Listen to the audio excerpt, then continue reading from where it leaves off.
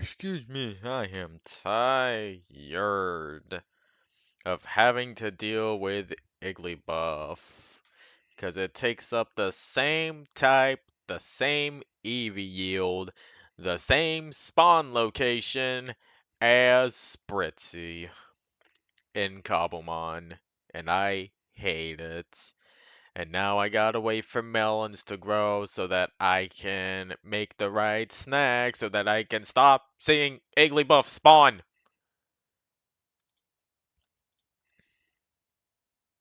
Wow, what a way to start a PMDE related stream. So welcome to day 14 of Le readings. I still have yet to try to reach out a save state. Now that I think about it, wonder if I should do that sometime. But yeah, 3 hopefully short stories. I hope I can knock them down tonight. And then all I have to do is deal with 3 more stories.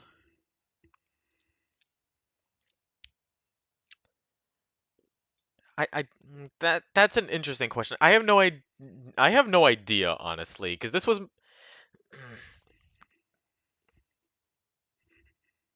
I yeah, like I said, I have no idea because I think Creeper wanted to push this to be on the wiki. I think Glip was like no, and then there was also a cake for gunpowder, which also wasn't on the wiki. I don't know. Sometimes canonicity is confusing. I just read whatever I find and whatever is not on the wiki but was made by the other admins. Hmm. Yep, gotta make room for them Kecleons. I'm starting to think I want to make another Kecleon OC. Huh? Oh yeah, that Dragonite. I wanted to explain that yesterday. So I gotta look on the content not on the wiki. This is Kyrie. She is a Dragonite with a sweet tooth.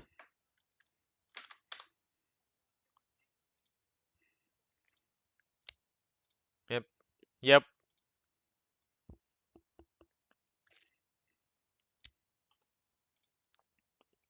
I think she was one of the few. I think she was one of the only characters actually to hold on to not have art made by Glip. No, this image was made by someone else, and then they also, and then Creeper somehow got Reshidov into drawing this character for him.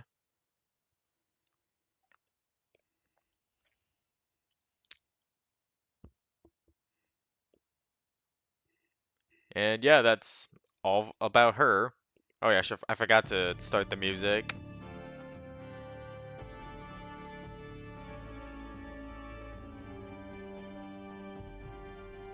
Yep. And we also lost Jones too. While we're on this subject, I should bring up Jones as well. He was supposed to be yeah, there he is. He was supposed to be a lover for Chrysanthos. But it's unknown why he got removed from the story. Yep, there he is. Playing away, a Scolipede playing the piano. Isn't that something? Also, I guess this also makes it canon that Chris is gay. Or maybe bi, I don't know.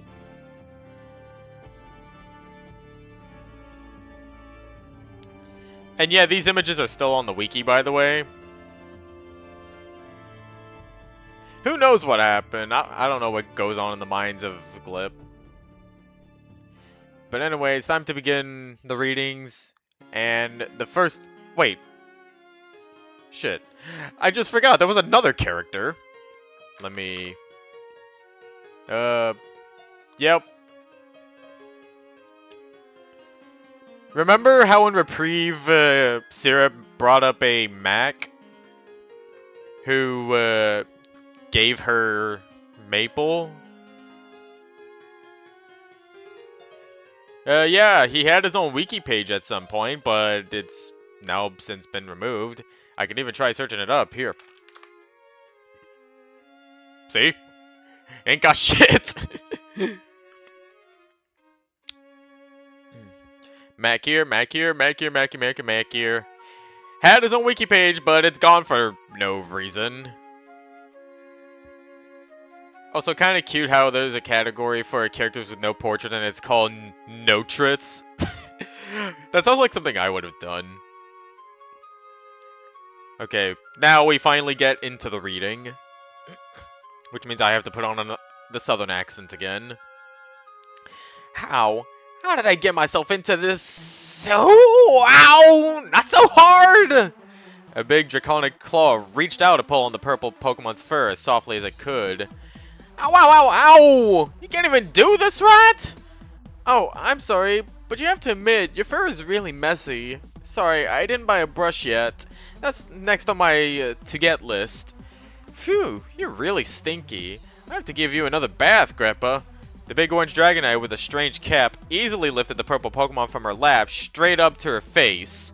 Aw, but you're so cute, Grandpa. I can't stay mad at you. The Dragonite proceeded to rub her large snout in the general vicinity of the purple Pokemon's nose, or rather, face. Syrup. The dragon's pet tried with all her might to speak while she endured the facial assault. What'd you say? The Dragonite stopped caressing the purple Pokemon and looked into her eyes. I said, my name's Syrup, not Grandpa. Syrup yelled after grasping for a quick breath from the facial struggle. You hear me? Heck, I'll even repeat it for you. Syrup! Syrup raised her hands to the top of her own head, as if she was missing something. Whoa, whoa, whoa, whoa. Hold on, where's my hat? Oh, that dusty thing? Well, I put it away because it's quite filthy. Why, don't you like your collar? The Dragonite moved her claw toward a collared bell that was hanging on Syrup's neck, and with precision, flicked the bell with her large claws. See? It's pretty. Oh, I didn't see it in the art. Collar? Girl, have you gone plumb ludicolo? This is a cat's collar! Syrup began pulling on the collar frantically, trying as hard as she could to remove it. Oh, no. Don't be such a fussy kitty. Here, don't you like tickles? Tickle, tickle, tickle. The Dragonite began to slowly scratch at Syrup's paws. I'm not saying that. No, stop. You're killing me. Ah. Syrup couldn't contain herself and laughed heartily to the point where tears formed at the edge of her eyes. No. Quit it. See? A few tickles gets you a ticket to Happyville. The Dragonite continued her relentless assault on Syrup's paws. However, no. I said quit it. Thud. Syrup smashed her claw into the Dragonite's side as hard as she could, and yet there was no visible scratches on her scales. Trying to tickle me? Why, that's adorable. The Dragonite's facial expression turned for the worse as a large purple blush appeared, and after a short time, she fell to her side. Syrup, free from the grasp of the beast, got up on her two hind legs and stood in awe. Dang, guess my poison jab's stronger than I thought. Consarn it. Well, this'll be a story and a half. Syrup looked all around inside the cave and found what she treasured most. Aha! There it is! My trusty old hat! Syrup grabbed the hat from a dark corner of the den and placed it on her head. Tail first, then the hat, in that order. Aw, shuckles, this old thing's gotta be made of lopany feet or something. Darn thing flies away at the break of a wind, but it just never leaves my sight. Now then, if I were a dragon, where would I keep my hoard of loot? Syrup began looking around the very quaint abode that the Dragonite had made for herself. Not in the cupboard, not in any drawers, and definitely not in the hay bed. Seriously? Some fairy tale this is turning out to be. Well, I think it's time I get. Syrup exclaimed as she began to walk out of the den, only to be stopped by a loud, labored breathing coming from the felled Dragonite.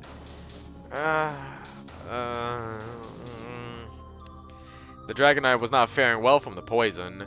Syrup merely spent a couple of minutes staring at her until she finally uttered, I guess I gotta. Grandpa, where are you?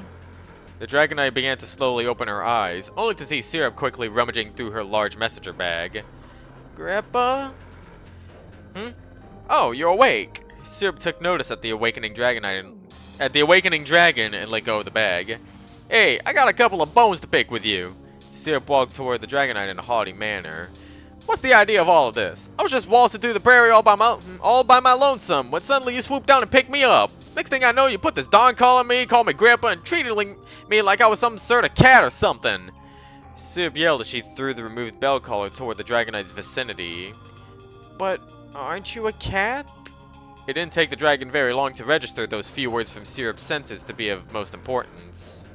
But aren't you a cat? Syrup repeated those words in a mocking tone of voice. Oh boy, if only. If only. But no, it's a good thing I want a cat either. If I were a cat, I'd be trapped here forever with you. But see, the thing is, us skuntanks have a peculiar way of poisoning our foes. I didn't think I would have it in me to do you in.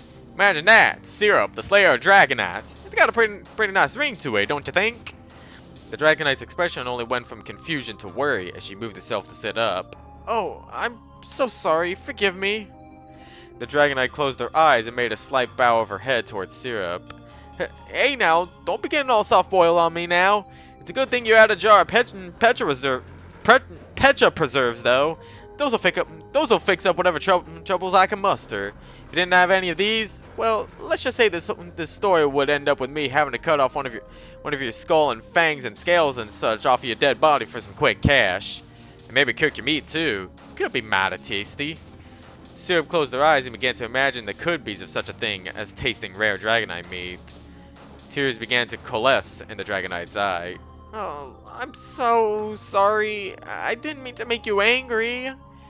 Whoa, hey now. I mean, I would give anything in the world to make a rump roast out of your fatty hips, but I don't want to be the boogeyman here.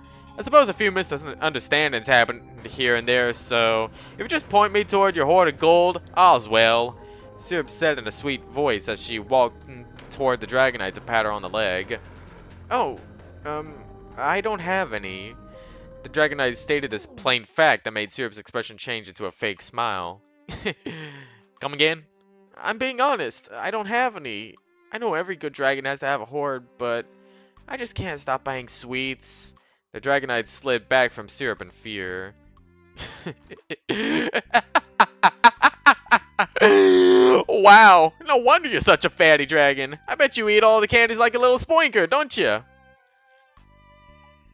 Why'd you say it like that?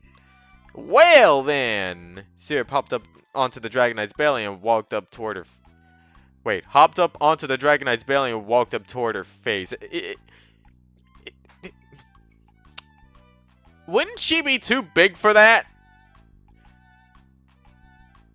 Like, that's gotta hurt the Dragonite. I'm sorry. Please, I'll do anything for you. The pacifistic Dragonite reeled her head away from Syrup's glare. Anything? Well, mighty tempting. How's about I stay here and burn off you for a couple of months? You got a cozy looking place and all. Syrup grimaced as she asked for this favor from the Dragonite. Really? Well, as long as you keep me company, I would like that a lot. The Dragonite breathed a sigh of relief. Well, even if you are a fatty, yellow-bellied dragon, I have to say, you're pretty darn adorable, and I wouldn't mind bunking with you for a while, miss. Syrup reached a paw out toward the Dragonite's claw, ready and willing to seal the deal. Kyrie, it's Kyrie, and thanks so much. All I really wanted was just someone to be with. Kyrie blushed and pulled out her own claw to grasp Syrup's paw and gently shake it.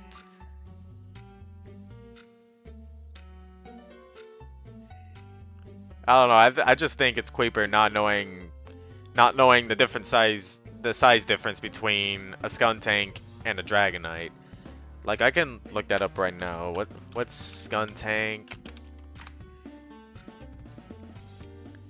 Let's see. That would be 3 feet 3 inches or a meter, as it says. And for Dragonite, That would be 7 foot 3 inches or 2.2 meters.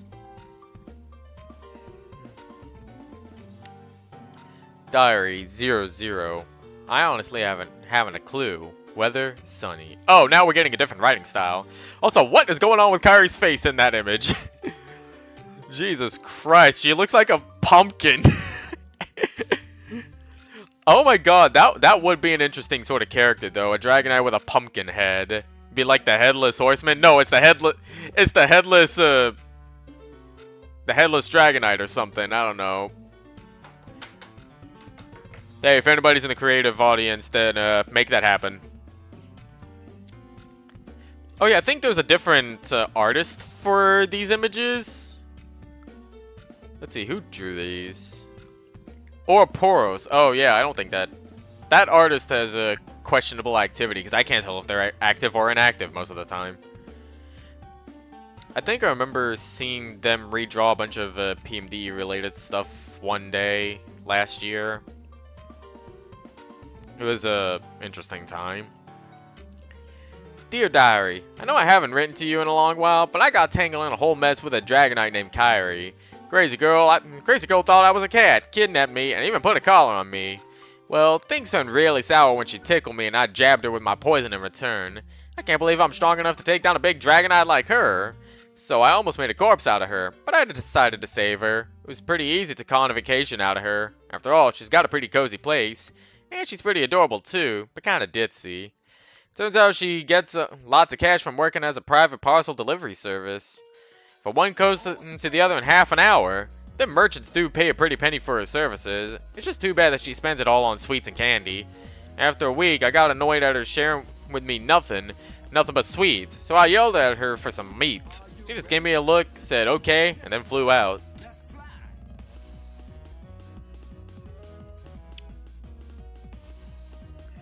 I think it was Ouroboros that drew all that stuff. I need to check because I remember sending a gunpowder image to Blatty.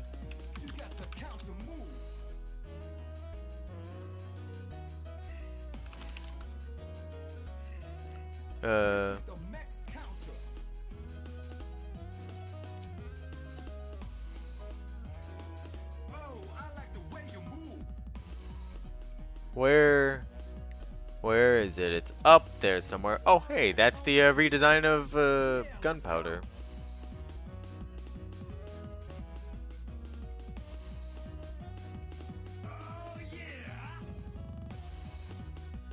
Oh, yeah. Here it is. It's on a Twitter link, so sorry for the Twitter jump scare. I don't like Twitter, but yeah, notice the date, June 4th, 2025. Look, it's gunpowder. Speaking Japanese.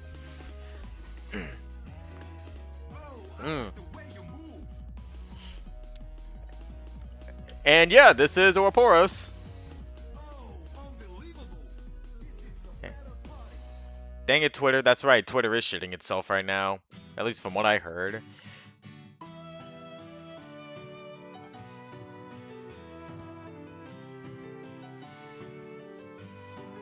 Yeah, it is. Wondering when that redesign, because I remember saying Lati was repurposing gunpowder.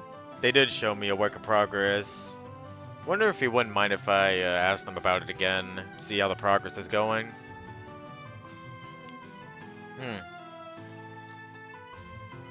Oh, shit, that's right. They also drew a Nana. Sorry for this tangent, but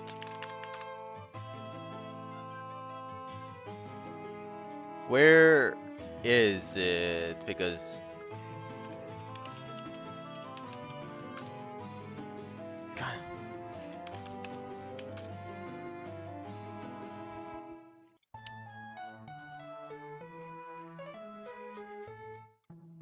Oh, yeah.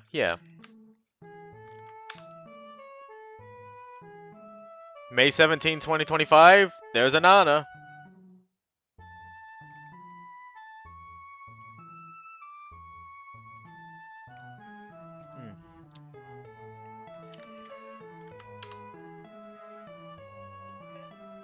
And there's Anana again, speaking Japanese.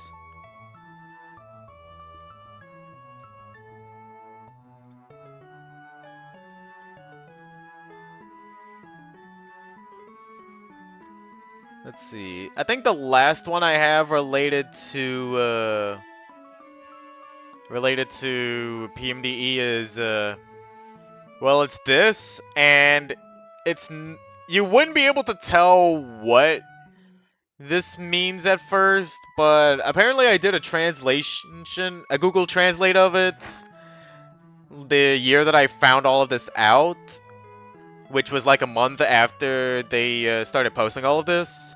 And this specific comic straight up mentions Prospera, the Ho-Oh character.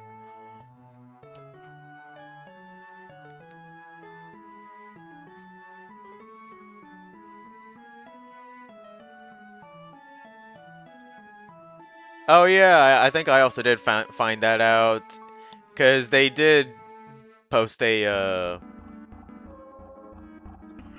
here, let me. I managed to dig up all of the comics from my Tumblr days, so I'm going to remake them in color and post them in Japanese. Yeah, interesting that they did that last year, and I just happened to find it while I still had a Twitter account back then. I don't have one anymore. I got the hell out of there after all the AI shit.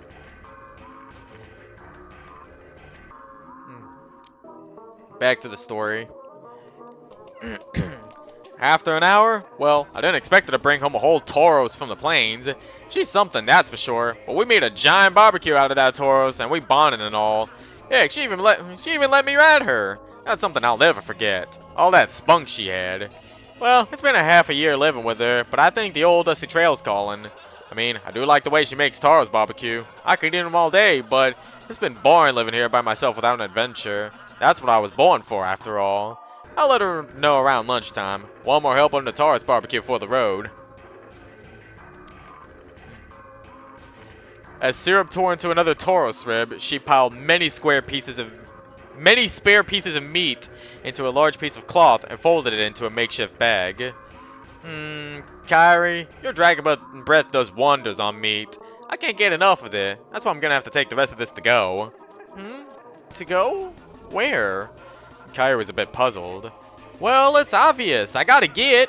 I mean, it's been fun and all with you, but Syrup was trying to make the sentence as short as sweet as she could, but she could already tell that this was futile, as she looked up to see tears already forming in Kyrie's eyes.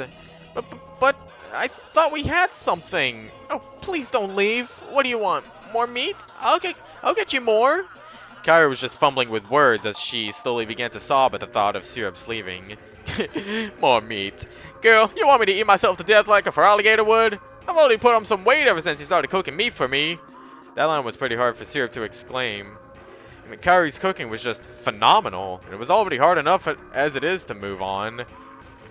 Look, quit the lily pup eyes. I just want to get back to the action with the least amount of fuss. But I love you. Don't you love me as well? Kyrie couldn't hold it back, and there was a steady stream of tears flowing from her eyes. Shuckles, you had to use that trump card of yours. Well, of course I do. She began to blush at the admittance that there was more to it than simple friendship. Okay, listen, what are your goals in life? My goals in life? Well, let's see. Kyrie's tears were finally held back as she began to tap each of her claws as if she was counting. Well, one was to get a large hoard. Then there was to capture princesses. I think I'm supposed to eat them too. And finally, have children of my own and live happily ever after. That's how they go, right? There's that eating thing again. That's Queeper's thing. Well, you kind of blew the first goal, but you can sort of salvage that. Fortunately, I haven't heard of any princesses in these times. And the third goal is something I can actually relate to, which is why Syrup tried to finish her words, but they were interrupted by Kyrie. Oh, it's just like the last time. Kyrie didn't cry, but she maintained her sad look, now coupled with disappointment. Last time? Ah, girl, I thought you were done blabbering to me over dinner. Looks like you didn't spit it all out, so I guess you owe me another story time. Syrup sighed and quickly sat down on the floor. Go on, I'm giving you all my ears. Oh, shit. I did not mean to click on that. There we go. I was trying to click on the scroll thing. Well, Kyrie sat down on the floor as well with a loud thud thanks to her impressive weight. It was a long, long time ago. I think you weren't even born yet, Syrup. But one day, I wanted to have children of my own. So that was when I went to the prismatic jungle to look for a good mate. So what? Did you meet your Prince Charming? Prince was responding just to make it clear to Kyrie that she was intent on listening to her. Well... Kyrie's face turned beet red. Well, I did. It was a Charizard, and his name, Hakun. Oh, Syrup, you should have seen him. He was so... Kyrie placed her claws on her cheeks while the blushing wouldn't stop. Yup, sure sounds like you did. Anyways, go on. Syrup opened her makeshift bag to sneak out a spare rib to eat. Well, I knew he was the one, but when I asked him, he turned me down. My heart broke in two that day, but he fixed it.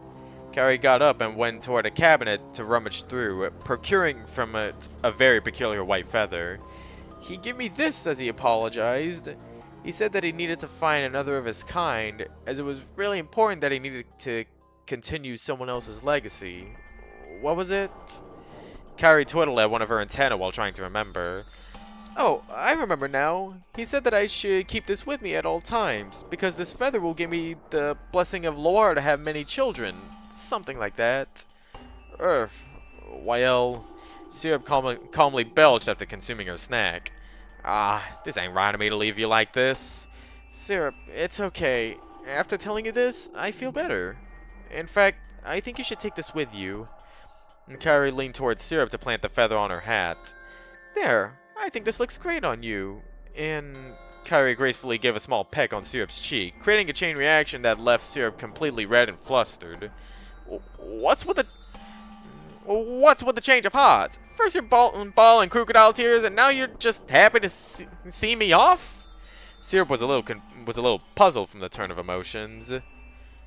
Well, I don't want to hold you back from your own dreams, so... Kyrie continued to twiddle her antenna. Well, in that case, Syrup quickly got up and headed toward the mouth of the cave. I forgot to tell you my goals. 1, to make a name for myself. 2, to have all the riches I can get my grubby paws on. 3, have kids of my own and teach them what it's like to have fun. And then 4, when all that's done and finished with, to come back to this very spot to get my fair share of plump dragon rump. Oh my god, you didn't have to say that. Oh, Syrup. And Kyrie's face turned as red as when she mentioned Hakun's name. You promise? Yup. And shoot, they might as well call me Syrup the Dragon Slayer now, because I just stole away one dragon's heart. Syrup laughed briefly, only to turn toward the cave's entrance, and then back. Actually, I might need your assistance in going down this mountain. Many years have passed. Syrup had become a mother, having children of her own, and already they have grown up to live on their own, leaving Syrup all by herself. Well, it's gotten boring around without them two, even if I'm left with this apron. I'd say it still looks good on me. All I gotta do is get a new hat and give my old pal a call. It's still too early to call it quits to adventuring. Yeah. It's part of the Feather's backstory. It would be.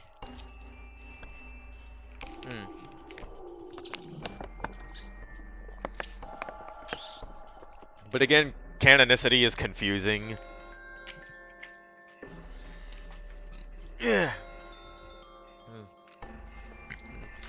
Yeah. Yep. And don't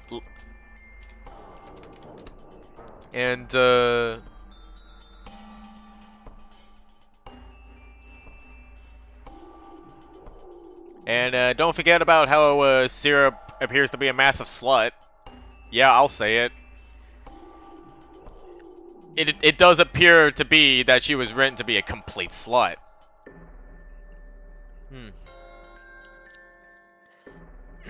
But I won't stall on that. Alright, author, Morrow Kitty and Purple Kecleon. So this is going to be one hell of a story. because it has nothing to do with Tao Village at all. It's just world building, I guess. Someone winning the grand prize at Royce's casino always drew a crowd, and this time was no exception. Some lucky Pokemon had just won it big on a slot machine, but not just any slot machine. This baby had its own special nook in the middle of the casino, complete with dramatic lighting and your very own waitress. At 10,000 Poke a pull, it was by far the quickest way to flush your money down the drain and be entertained while doing so. The waitresses usually bickered amongst each other for the right to attend the Pokemon playing at the machine, but the patrons were usually very well off and tended to tip an awful lot. One could easily make a couple of weeks' worth of income off a slightly inebriated roulette player. You need not be told that the winning Pokemon was very lucky indeed, and that he was also very happy. It was both of those things, but the former was for a reason you wouldn't normally think. This was the second jackpot he had won in a row, and someone winning that twice in a row never happened. Yeah, tell that to me who managed to find 2 shiny Pachirisu while trying to shiny hunt a fucking Spritzee! It wasn't supposed to. It wasn't programmed to do that. Something was very, very wrong, and Royce had an idea of who the culprit was. That blasted Porygon system they installed to oversee the mundane electrical and computational tasks that were required to actually run a casino of this size and grandeur. He never trusted that Porygon, and for good reason. She was moody and prone to lashing out at the employees of the casino in a very annoying, but generally non-lethal ways, such as showering them with sparks and turning off the lights in the basement when a Pokemon was down there, leaving them to feel for their way out. Sir, I'm going to have to ask you to find another game of ours to enjoy. It seems this one is malfunctioning. If you'd like to collect your winnings at the register, we'll see to it that you receive your payouts, and... The Clefairy attendant was interrupted by the now mildly annoyed gambler. I most certainly will not. You never stop when you're in the middle of a winning streak, and unless really are as ignorant as you look, you would know this, my dear. The only thing seeming to be malfunctioning right now is my sense of charity. If you'd like to see any tip at all, you'll leave me be and keep the drinks coming. Some Pokemon just don't know their place. Royce frowned. He did not approve of such treatment of his employees, as the gambler would soon figure out. He snapped his fingers, and one very attentive Machamp ran in front of him, standing at attention. It was waiting for orders. Bill, see to it that man over there makes like a tree and gets the hell out of here, will you? Close off the area when he's gone too. You got it, boss. What about his winnings? Want me to wait until... Bill, we offered him a chance to collect his winnings, and he chose not to take it. Make sure he knows he has forfeited anything he may have won here tonight. Make sure he knows we don't tolerate that kind of attitude towards our employees. Righto, boss. I'm on it.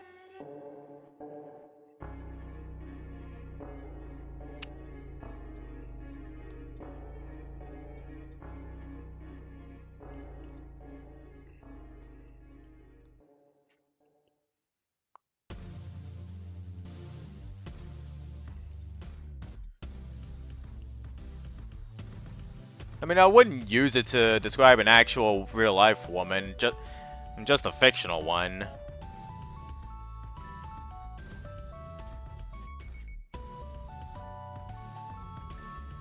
But I get what you're saying.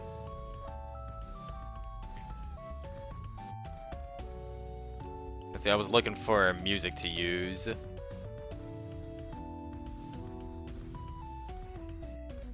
Let's see, where's...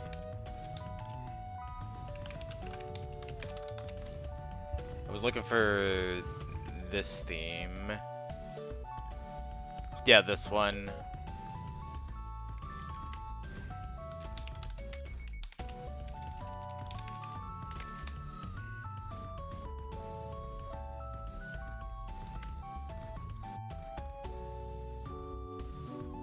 Let's see. I gotta put this in. There it is. Alright, back to reading. Roy smiled and watched Machamp go about his business. Bill wasn't very bright, but he certainly was imaginative and very creative when it came to fulfilling orders. He would usually watch and take delight in the scuffle that was about to come, but he had other, more important business to attend to. It only took him a few minutes to get down to the basement of the casino, where all the sensitive electronics and that blasted Porygon were held. What was her name again? Vendetta? Whatever. She almost lost him a lot of money today, and he wanted to make sure it didn't happen again. Wind and Eve were already there, seemingly having a difficult time in dealing with her. Mind telling me just what the hell that was, Vendetta? I'd hate to see you abandoned again. We have no use for malfunctioning equipment, you know. Takes up space that could be occupied by better, newer things. Things that don't attempt to give away all of our money to any schmuck who pulls a lever. Get it? She didn't respond. Oh, that's supposed to be Roy speaking? I couldn't tell, honestly. He never liked talking to her, mainly because she was always holed up in those damn contraptions with 2 S's, not 1. He couldn't get inside there like she could, and that took a bit out of his attempts to intimidating her. He didn't like that.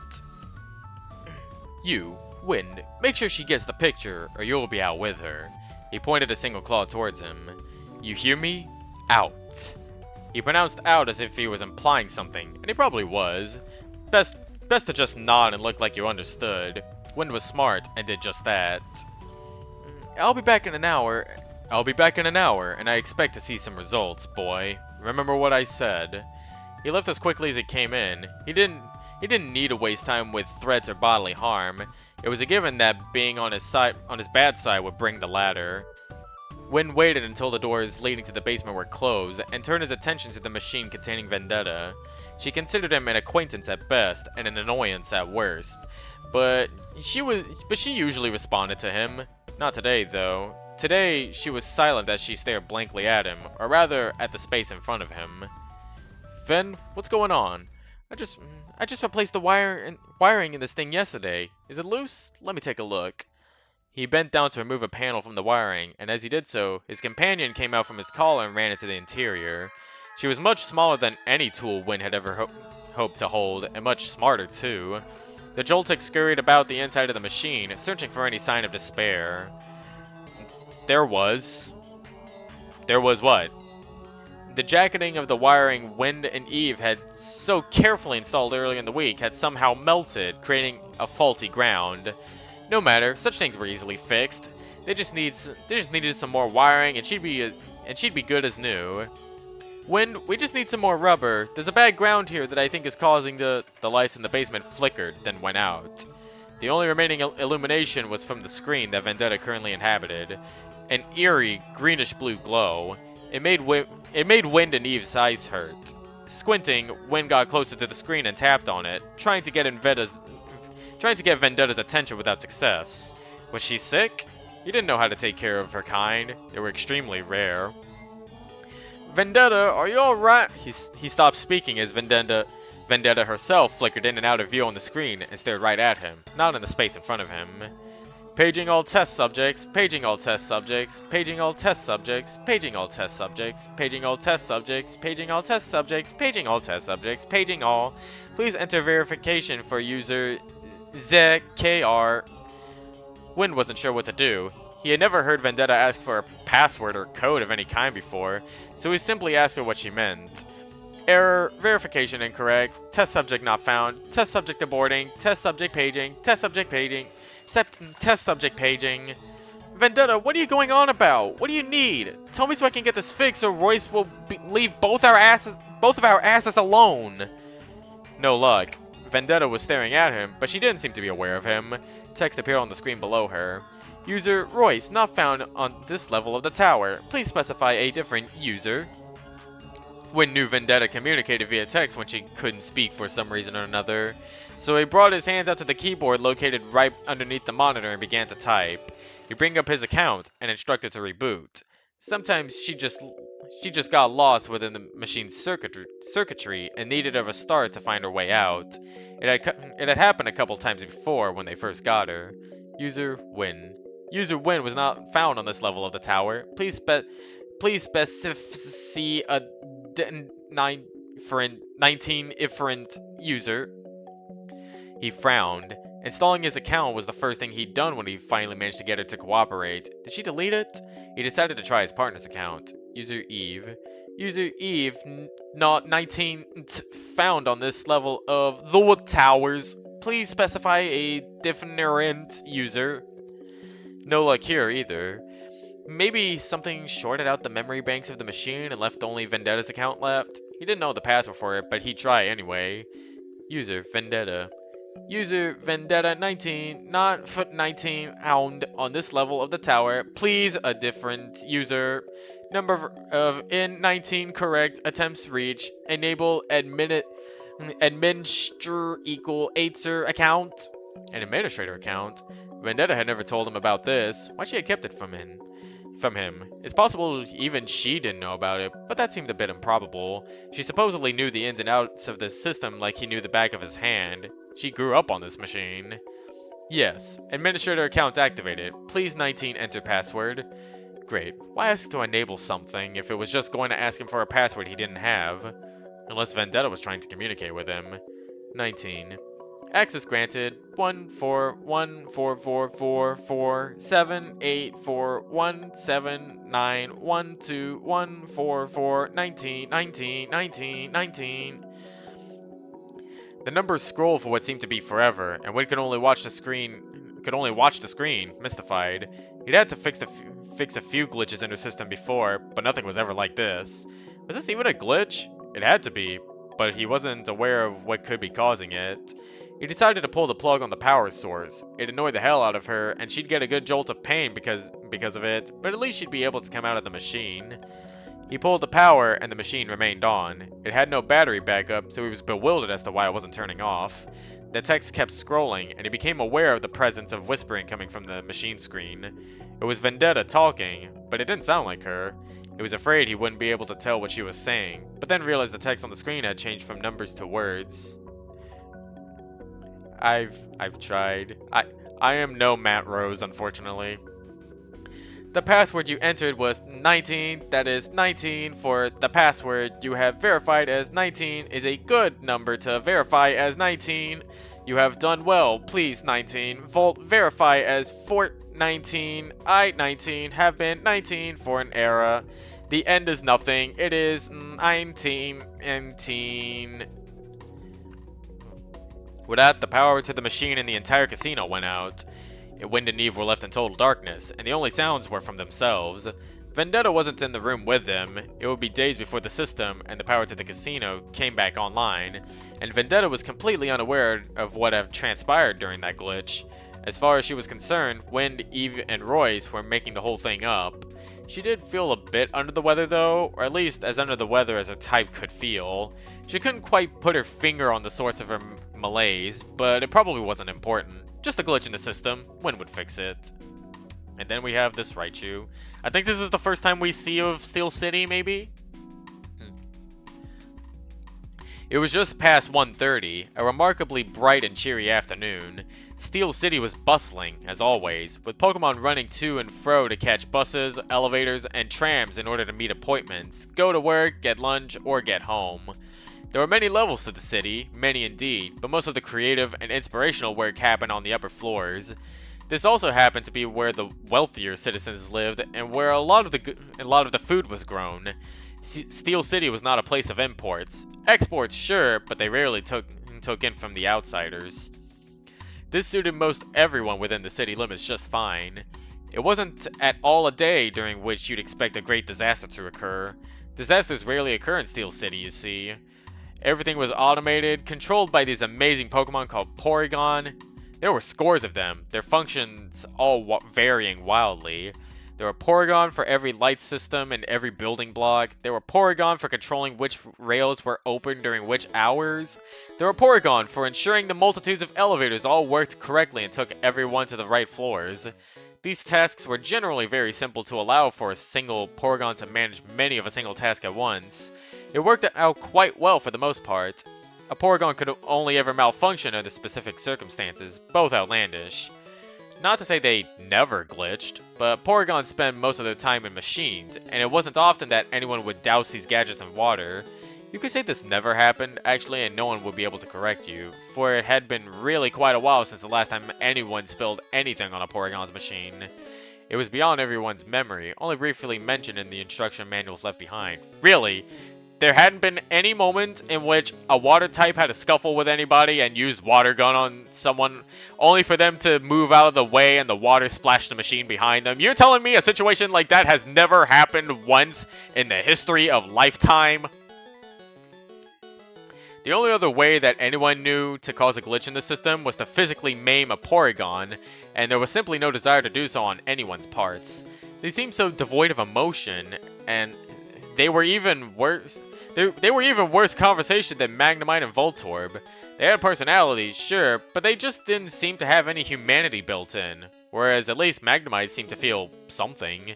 It was up for debate how much the machine-like Pokemon actually could relate to those of flesh and blood, but that's a discussion for another time. To Pokemon outside of Steel City, the idea of Porygon was always a bit hard to grasp at first. Most Pokemon who got a temporary passport usually ended up not liking the city very much and moved out after a month or two. This wasn't always the case, no, but a great deal of Pokemon felt too uneasy with the idea of emotionless machines running the place. It hardly made sense to the residents. There was no reason not to trust the Porygon to function exactly as they had been programmed. And besides, they all listened to Blaine, who was a bit more personable than the rest of them. Blaine was simply a Porygon too, a fantastically updated version of all the others. He had been around and ensuring every single Porygon functioned without errors since, well, for centuries now. Blaine was rather intelligent too. On top of being able to run thousands of tasks at once, he could actually hold multiple meaningful and helpful conversations with Pokemon across the city via an ingrained speaker system. Even if all Pokemon were said to have an artificial intelligence, there didn't seem to be anything artificial about Blaine. He was even funny and liked jokes, puzzles, and riddles. What other artificial intelligence could be said to like things? Oh, I don't know, wait until 2020 hits. Or seemed genuinely delighted at them? And maintenance was easy. He always had multiple networks he could hop into at a moment's notice, and rarely spent time outside of the machines. They weren't just any machines, but ones with fancy electronic panels and wiring and whatnot. It was always hard for an outsider to grasp, but that was okay. The engineers in the city had been running things smoothly for ages, always making sure the machines were rebuilt, parts were installed, and Porygon were maintained. So it was with incredulity? That's a word. That Jules regarded the message from a student on a receiver. 83883883881919 Jules Tram Run 19 NG. Please stop it going wrong way. Jules Tram is not slowing. Please Jules 838. Aside from the weird numbers, it didn't really make sense. The trams would not go the wrong way. Blaine knew the schedule. He always had the trams running the right way at the right times, so it was ludicrous to consider anything else. He had been free of errors this morning, and she was always conceited about running error checks each and every morning across a few dozen Porygon as well. So what? She sent a message back. Hey, Jean, can you please be a bit clearer? Your last message seemed to have some junk in it. And I think probably part of the sentence got messed up. She hit send, and to her annoyance saw that it had clearly become slightly garbled as well. It had become 998 Jean clear 838 your last and message probably 99 got full. This would not do. Something was amiss. Was it one of the Porygon? It had to be. One of the messenger Porygon had to be interfering with it. One of the lesser students, maybe. Or perhaps a jealous boy. But before she could finish her thoughts, her receiver dinged that showed a series of messages. One looked like it was probably from Jean again, but the rest was an error code she had never seen before. Jean's supposed message was too cluttered with extra letters and numbers to read, but the error message was intact enough. Error 99. Please assign test subject to the train station. Assistance is needed. Please assist test subject to the train station. Assistance is needed. Please assist test subject at the train station. Assistance is needed. It scrolled on further, dinging her several more times. It would be a lie to say she wasn't slightly perturbed at this point, because she was. However, errors were best dealt with swiftly and calmly. She quickly scurried from the balcony of her workplace back into the dimly lit room and through the door leading to one of the many server rooms throughout the city. This wasn't the main server, but she would be able to directly access Blaine from here and get control of the malfunctioning Porygon in no time. Maybe then she would be able to see Jean's message. She ran to the terminal and talked into the microphone, embedded in one of the blindingly bright screens. Blaine, you there? What's going on with that Porygon? Silence. Static flickered across the idle screens. She wondered if perhaps he was already busy dealing with the problem and as such would take a moment in getting back to her. Sometimes that would happen, and he'd be back within seconds, making jokes about how he had thousands of things to finish first. She gave it a few moments. With each tick of the old-fashioned Pikachu-themed clock on the wall, Jules grew more anxious. A full half-minute had passed, and her received, I think that's supposed to be receiver, had beeped at her several more times with an array of messages that she couldn't bring herself to check. Blaine never took this long to respond. Blaine was never this tardy. She tapped on the screen, something she was loath to do under normal circumstances, and something she would never be caught dead doing in the presence of a student. To no avail. Her heartbeat started to erupt in her chest, in her head. Something had gone wrong. Or had it? She was entirely unsure. This Error 99 was never mentioned in the manuals. Perhaps someone was playing a horrible trick instead. That wasn't entirely unlikely either. Boys had been known to try to pull the terrible tricks on Jules. This was just another tick on a long list of reasons for why they were not allowed to work with the Porygon. Why, just look! This was the type of malfunction that could very well happen if a boy had any part in messing with the machines in her city. She was protecting everyone by stopping them from learning the engineering the city required to keep chugging along. It had been good so far, so why the error now? What had gone wrong? In her panic, the minutes seemed to stretch out to a great deal longer, in that funny way Lord Time has of slowing down during terrible moments and horrible disasters. Her tapping on the screen turned into frenzied pounding. Blaine? Blaine? Blaine? Nothing. There was nothing. The screen kept at its idle state, static flashing here and there, until numbers started to pour across the screen. Jules didn't recognize them at first until she realized that they were schedules. Schedules for the elevators, buses, platforms, and trams, and trains. To a normal Pokemon, the problem with the schedule wouldn't have been very obvious. In fact, most Pokemon might have ignored the schedule as a meaningless garbage. Jules might have had she not received the mess.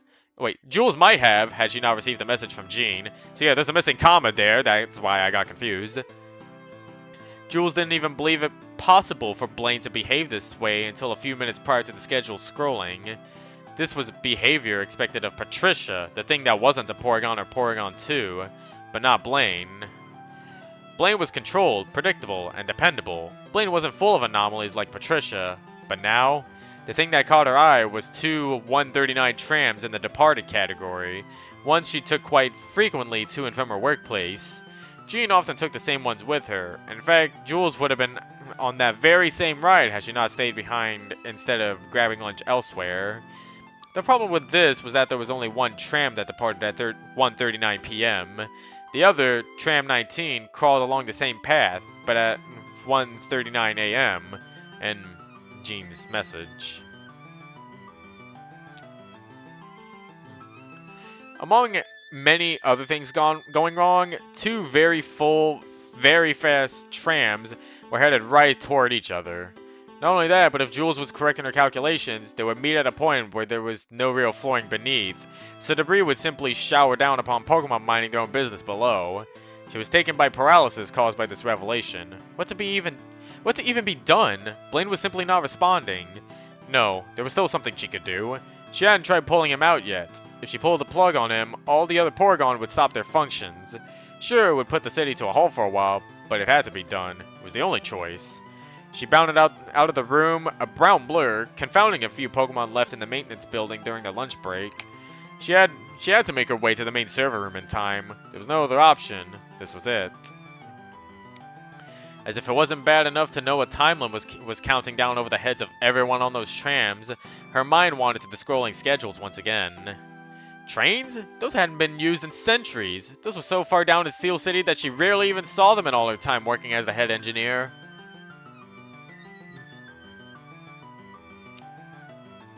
I'll be honest, I haven't read a lot relating to Jules. I kind of just skimmed through the paragraphs, and actually, I think it's more like I read them once and then just never again until this point. So this is probably the first time in a while that I'm reading these words. It was a little disconcerting.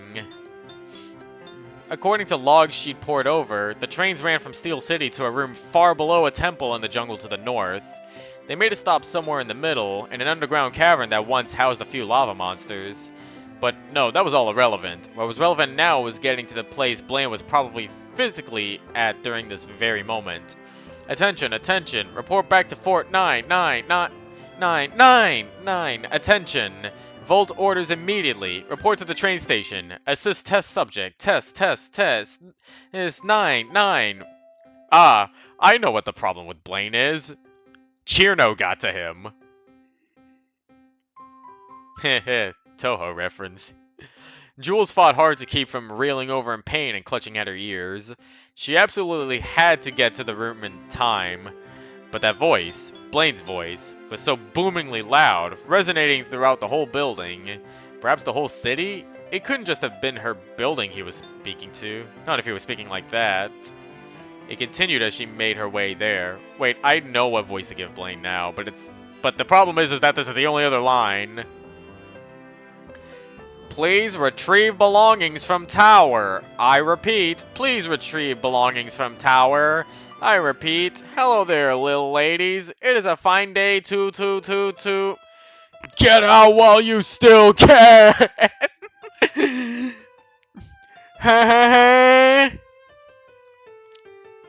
A horrible mechanical screech took over where Blaine cut off, and for a moment, Jules distantly wondered if 1,000 accidents hadn't happened at once. Her head was pounding, but she finally made it to the only room with any hope left in it. The biggest screen they had was here, along with a dozen others, and the machine to retrieve lost Porygon was to the side. Gotta wipe my eye for a bit. During those rare instances when Blaine was not inside himself, sometimes Porygon had trouble rematerializing in the non-digital world. Jules, or another trained assistant, would use the machine to force out Porygon in the network. She had never needed to use it on Blaine before. Not once. You got it, Ed. That's exactly what I was going for. Without stalling for a moment, she ran over and typed in her username and password. This was one of the few protected parts of the city. It wasn't really needed normally, as Porygon could tell who was officially allowed to program them, or not, just by scanning appearances, but this was a special circumstance. Oh yeah, speaking of Baldi, I gotta pull out the sound pad real quick, because Jules was granted access, and quickly tapped away at the keys. In her panicked fervor, she mistyped quite a few times, but eventually entered the right information. Within moments, Blaine would be ejected. The materializing bar grew from 0 to 19% almost instantly, and then soared to 99, and then it froze. It froze, and so did Jules. It looped back to 0%. Jules felt her mouth go dry and went to lick her lips, not knowing what else to do. Tail quivering, paws twitching, she let out a wail that only half escaped her throat, as if something was caught in it and snatched a scream before it could fully escape. This wasn't done yet. It couldn't be. She tried to re-enter the combination, but the screen remained still. It simply did not respond to her efforts. Jules racked her brain, combing through memories of procedures to follow in case of emergency, but not very successfully, as there had never really been any emergencies as a precedent, so it was a chapter that she breezed through when she taught her students. Time was ticking, seeming to speed up with her accelerated heartbeat, which was dully resonating throughout her head. Thumpa thumpa thumpa, over and over, the death countdown, speeding up and threatening to extinguish many if she didn't find the right way out of this anomaly. But then it struck her. Maybe a manual reset. Maybe that would do the trick. Maybe she could pull the plug on Blaine's source of power, and then things would revert. He'd been pretty pissed off for a while, she knew that, but it was the only choice. She made a break for the heavy-duty cord that supplied power to the room, unscrewing the tiny bolts that were simply intended to hold it in place, not keep it in permanently. Bolts off, time to pull, and the plug came free. It came free, but the screens remained lit. All of them. There had been no change, none at all. It didn't make sense. It didn't make any sense at all. It had to draw power from something. She threw the cord to the side and ran to check the biggest monitor once more to check its status. It looped from 0 all the way up to 99, then back down again. Several times this repeated. Jules screamed and pounded on the big monitor, knowing it would do no good, trying regardless. There was simply nothing else to be done. And then there was a crash. A very near crash, not from the speakers. Jules jumped. Two very big objects had just collided within half a mile of where she stood. Judging from the terrible shake and the sound of the explosion and the screams and the... She was too late. She had simply been too late. The bar reset, went back down to 0% complete. It went through a loop to 99% a few more times, during which another couple accidents occurred across the city. They were lucky, really. If it had happened much later in the day, a giant chunk of the city could have been smashed up, along with a fair percentage of the population. Blaine had appeared before then, and all of the city's automated processes came to a halt. When he found Jules, she was sobbing deliriously. He asked her what the matter was, why she had called him, and offered to console her on top of it all. She looked up at him, not seeing her favorite companion worker, but a horrible machine, which had taken the lives of many. And then he looked down at her, and he said, "I just love my dog." Fuck, that was the wrong one. I meant to play this one. When I met you in the summer, my heartbeat sound. We fell in love as the leaves turn brown. So yeah, I got a bunch of Baldi stuff in my sound pad. Oh, you want to hear this one too? I just love my dog, yeah. Because my brother told me how to taste a bag. Get right in the field, I had to make a band. The day he lost it, so wish I could take it back. I got more where that from. I got this. 3. I like Baldi. 3. Oh yeah. Oh yeah, this one too. 6. 7. And have you heard about the Baldi's Basics mod where Baldi just constantly goes 6-7? Here, I'll even find the mod link for you. Oh my god, there's a web port!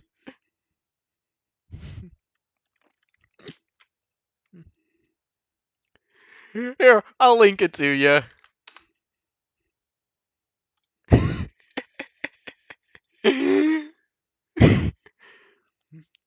The extra I don't... Let me see if I have...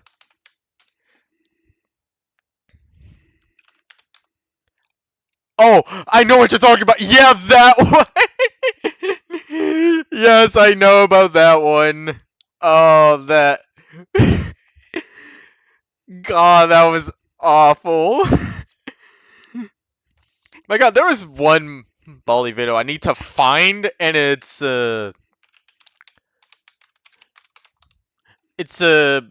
related to Chino's perfect math class. I think the only problem in me trying to find it is that it's in Korean, I think. Let's see. It's not in this playlist. Damn it.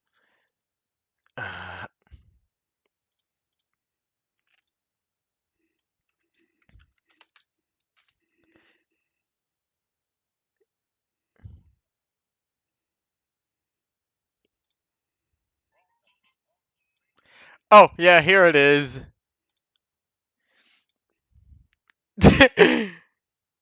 Let me see in the video. What a message. Baldi break now. Let me see if this... Okay, no, it doesn't appear to be... Can I fix this real quick? I want y'all to see this. Okay, now will it work? Welcome to Baldi. There it is. Education and learning. That's me. Answer the 3 questions correctly, and you might get something special.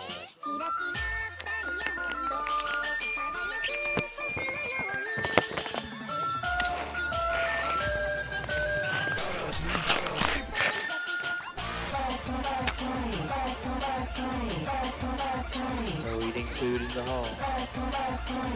Like, this is an old one, but it's still good. No running in the hall. 15, 30, 45 seconds. There are some other ones.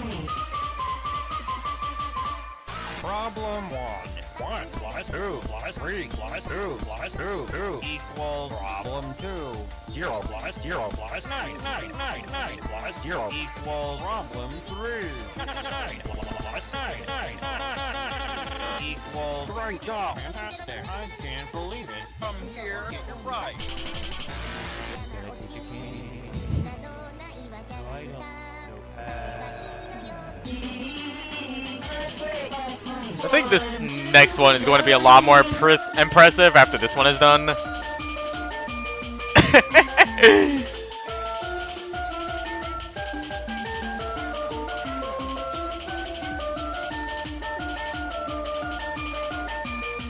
Yeah, I still can't believe Baldi's Basic is like 8 years old and was originally made for a game jam. Looks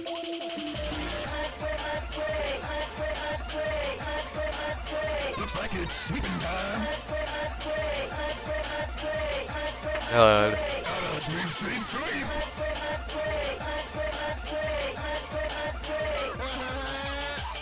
I just really like the concept of Baldi's Basics. And after playing it, I also like the gameplay. I wish I had enough money in my Steam account to get Baldi's Basics Plus. Yeah. I gotta take a break from the PMD era. So this here's a much more impressive one. Like, this was 2 years ago.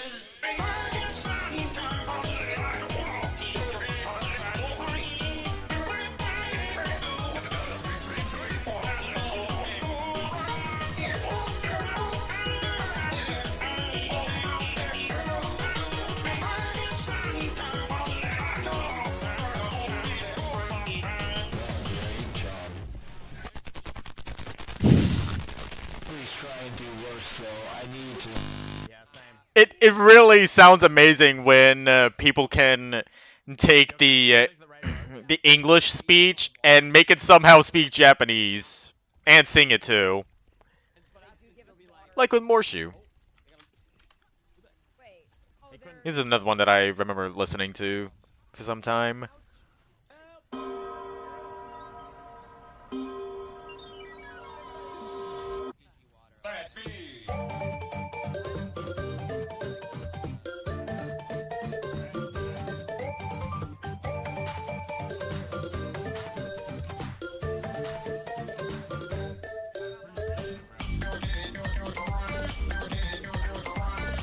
I don't think I have.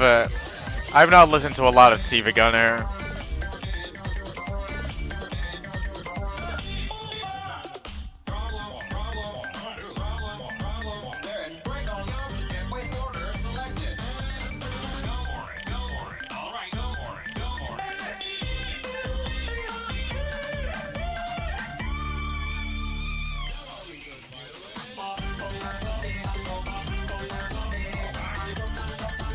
Oh, then I gotta check it out then.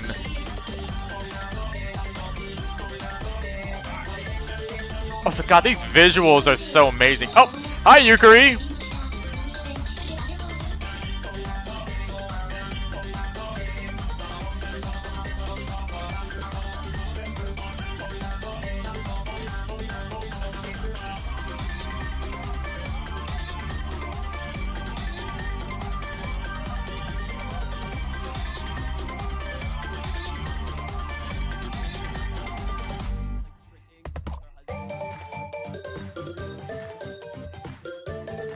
I wish there were more of these Baldy YTP MVs or automads.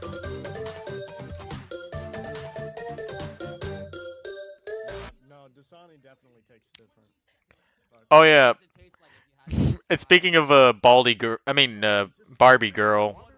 There was this that came out somewhat recently, a month ago actually. it's a staple. Ashpian, what are you talking let's go.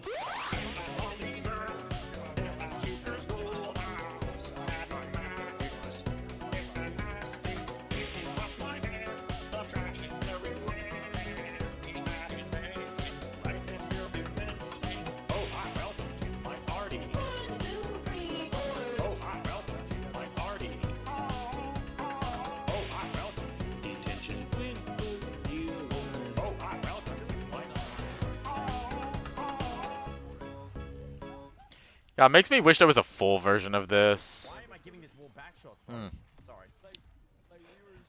Sorry. I want to draw out this Baldy break for a little longer, so what do I show off first? Raldy's Crack House or Jaldy's Shit House? Wizard's house in there or what? Oh shoot, y'all hear?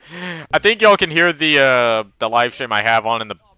I have a Frogger stream on the other monitor, just in case I get bored with reading. Oh my god, there's an interesting Jax film stream going on in there. You know what? I think I have Raldy's Crack House in here somewhere. Where where is it actually?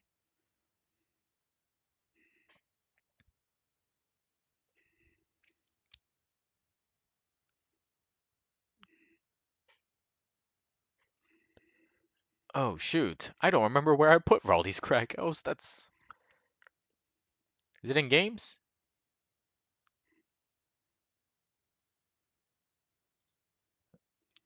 Is it Oh, it's in here.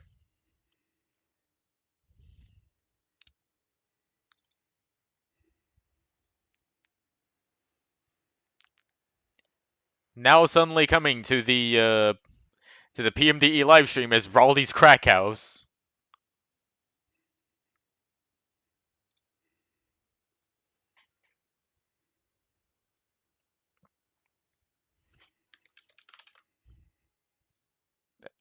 I forget if am I on Neil or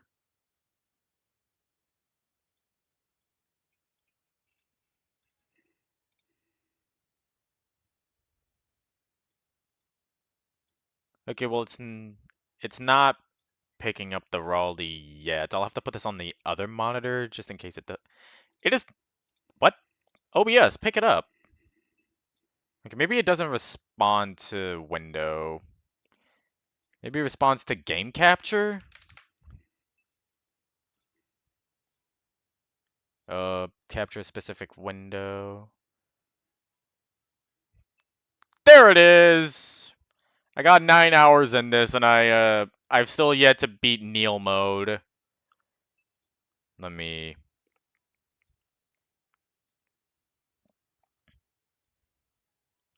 There we go.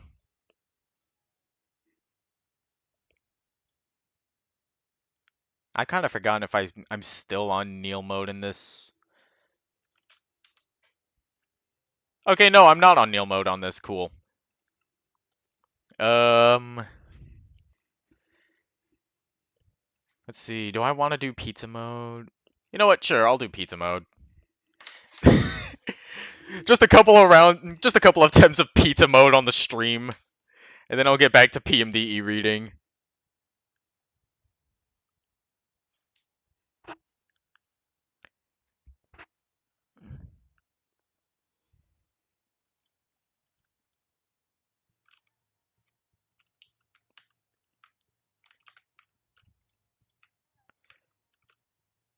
I forget how the route goes, so I'm just Oh god damn it.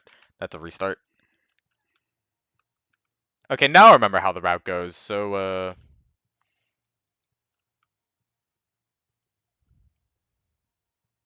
gotta go here to get the phone. Please no van man. Okay, Polish cow brought me here. Wait, isn't there a book here? I feel like there is. There's Mr. Beast area.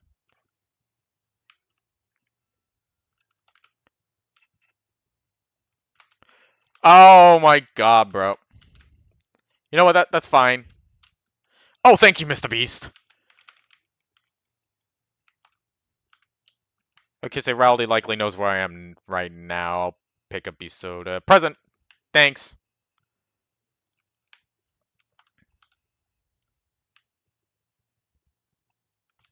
I just kind of realized I didn't put any audio on this, but it's not like you need to hear it anyway. Wait, actually, is there audio on this? I didn't actually check.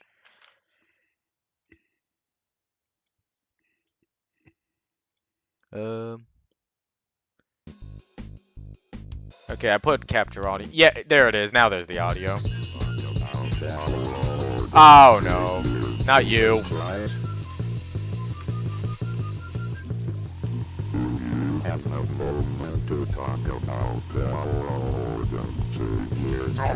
Need 2-hour energy. Not 2-hour energy. Yeah. Okay, so Rowdy's over there now. Which means I gotta get the hell out of here. And goddamn it, Mr. Beast, you almost got me killed. Or shot. Quarters are good. Ah, the sock again. Okay, so I know there's a notebook in this hall. I usually make a note of it to go here first.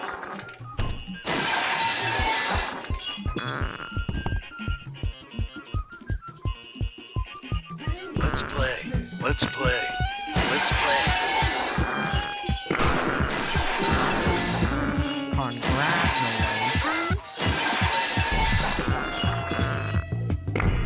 Can use this to break these 2 walls, grabbing this.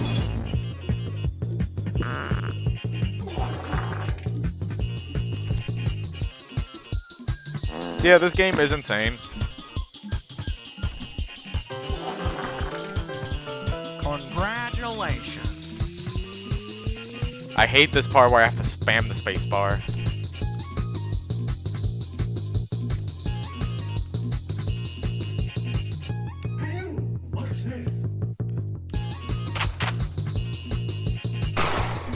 Okay, good. I'll grab this as a backup. I never usually grab the chocolate because it gives you more. It makes you more likely to want to take a shit, which is a sentence that yes has to be said in a game like this. British bloke is there, unfortunately.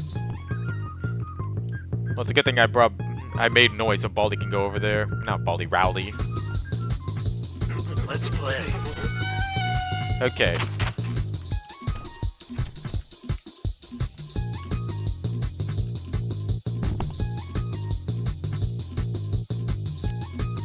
Okay, I'll get this. Polish cow should teleport me somewhere else.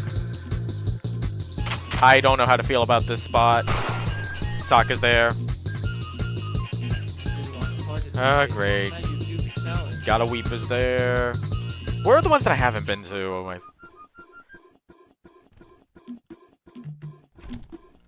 I also need to grab this ammo. Hello.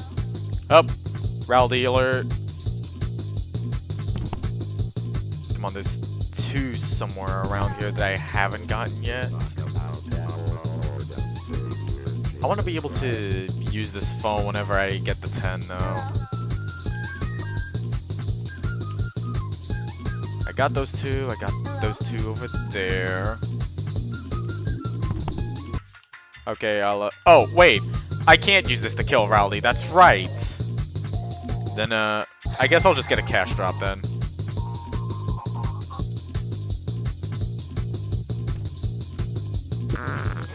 Let's play. Let's play. What the heck? Where did... Let's play. Okay, so I got you.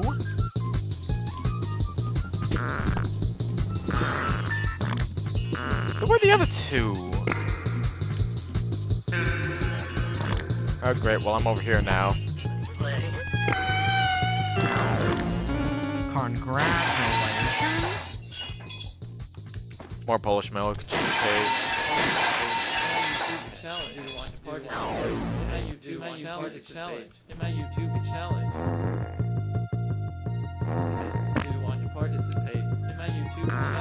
This is just regular gaming moments now. Oh, that's right, the ones at the start. I never grabbed the ones at the start.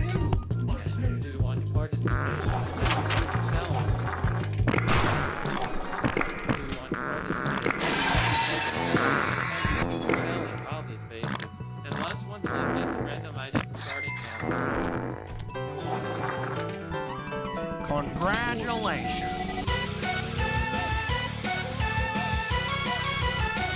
Okay, please don't be outside. You are outside.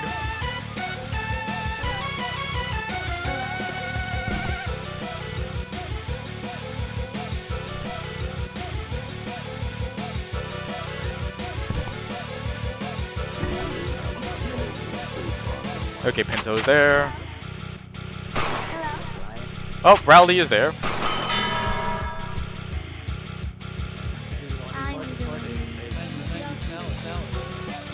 Screw off British bloke. I'm on a time limit.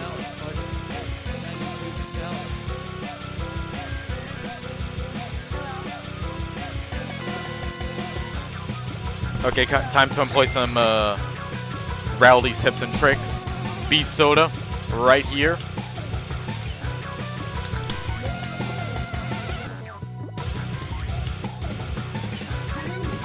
Gotta grab this. Wait, shoot, I need that.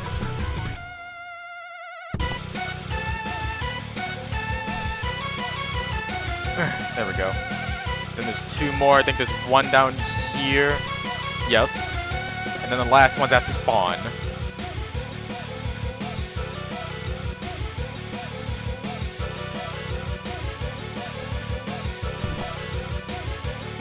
Here it is. Nap. Alright, all exits.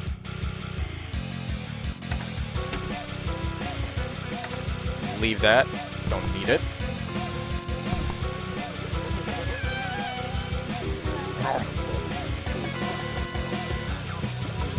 I like the 15-hour energy a lot better than the chocolate bar because it gives you more stamina and you don't have to deal with taking a shit more often. Although there's Polish Cow ready to ruin my run, I guess. Oh, Rowley's on his way. Tactical Beast Soda, number 2.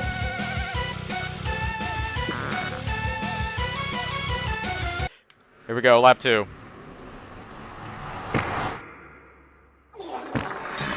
Oh, hi, Rowley!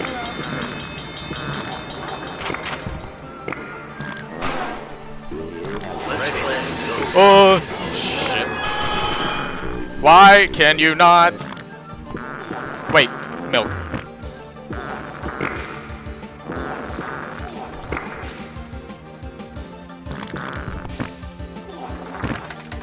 Okay, so now I'm on a time limit.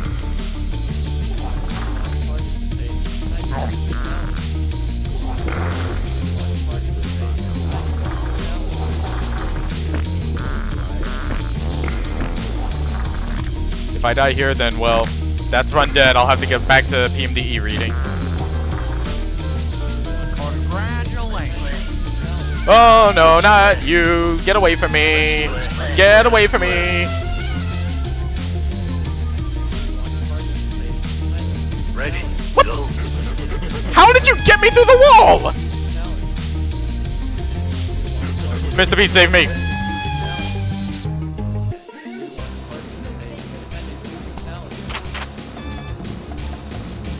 Oh, an even worse fate. You. Okay. And I only have a minute left to grab the remaining ones. Which is not very good. Okay, I grabbed that one, that's right. Which leaves the one at the end. Never mind, I got Polish cowed.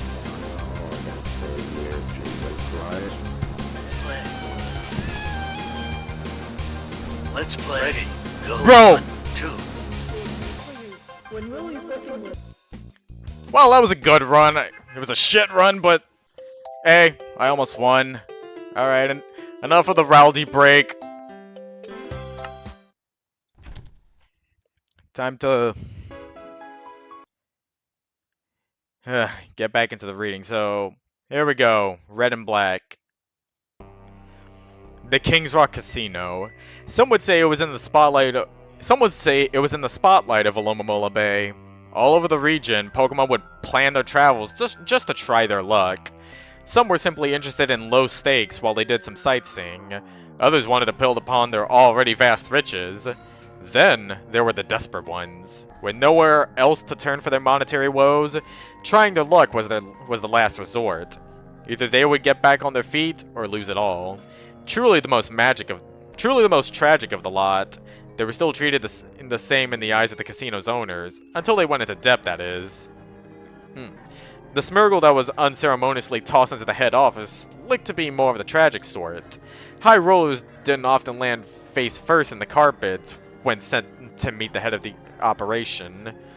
Well, well, so nice of you to drop in. A deep, calm voice rang out from across the room. It sounded friendly enough. The Smeargle had to pick himself off the floor, having been lightly crushed under the rucksack he had been carrying on his back. He was greeted by the sight of a lush office, carpeted and neatly furnished. That's not nearly. Everything within seemed to be themed with red and black colors of patterns. The carpet itself had red and black lines going all along it in a circular pattern, each line meeting at the middle. It was reminiscent of one of the casino's roulette wheels. Black lanterns hung on the red walls, just as a black chandelier hung on the red ceiling. It had an overall ritzy, eccentric feel of someone who wanted this room just the way they liked it. Across from the Smeargle, seated behind a black desk, was that someone. A Slowking, bearing a natural neck frill of the same two colors as everything else in the room. He was reclined in some sort of fancy chair that allowed him to lean backward without falling. The Slowking grinned widely, leaning out of his reclined position to place his paws upon his desk. It made him look a bit less lazy and a bit more active, though how true either of those things were was anyone's guess. We do have business, But let us get acquainted. He began, putting on a smile that would unsettle any visitor. Name's Royce. I run this fine establishment. And you are? The Smeargle dusted himself off, hoisting the straps of his rucksack around his shoulders. He looked the Slowking straight in the eyes, not nearly as amused or friendly. Pal. My name is Pal, he introduced himself apprehensively. Even from those few words, his accent was obvious, which caused an intrigued rise of the brow from Royce when he heard it. Yeah, Pal. Listen, Pal, the Slowking began. He swiveled his chair so that it turned halfway around, now ominously facing away from his visitor as he went on, still rather unsettling in his tone. I'm told you've accrued a debt of 100,000 Poké in a doubled-up bet. Classic case of trying to swindle the house with money you don't have.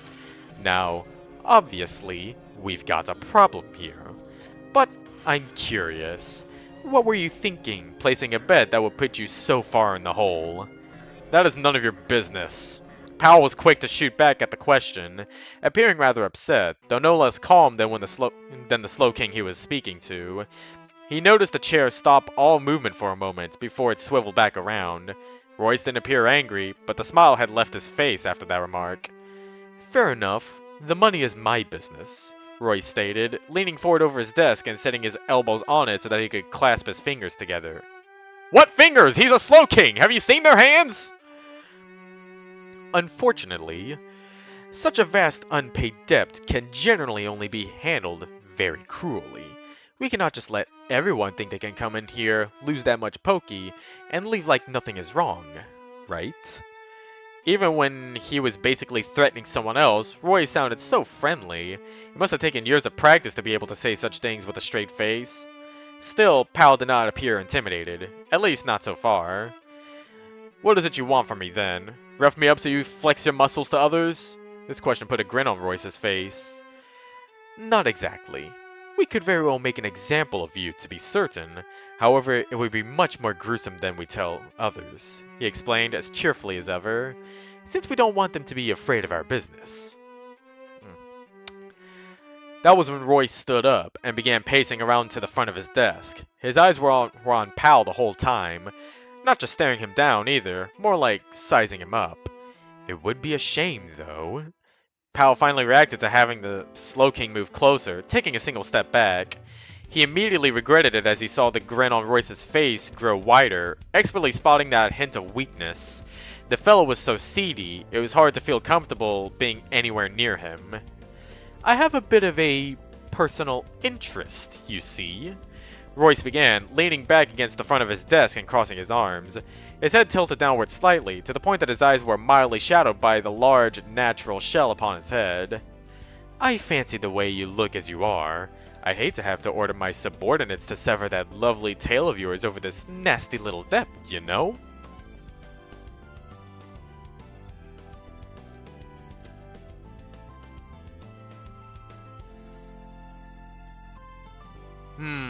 I forgot about that.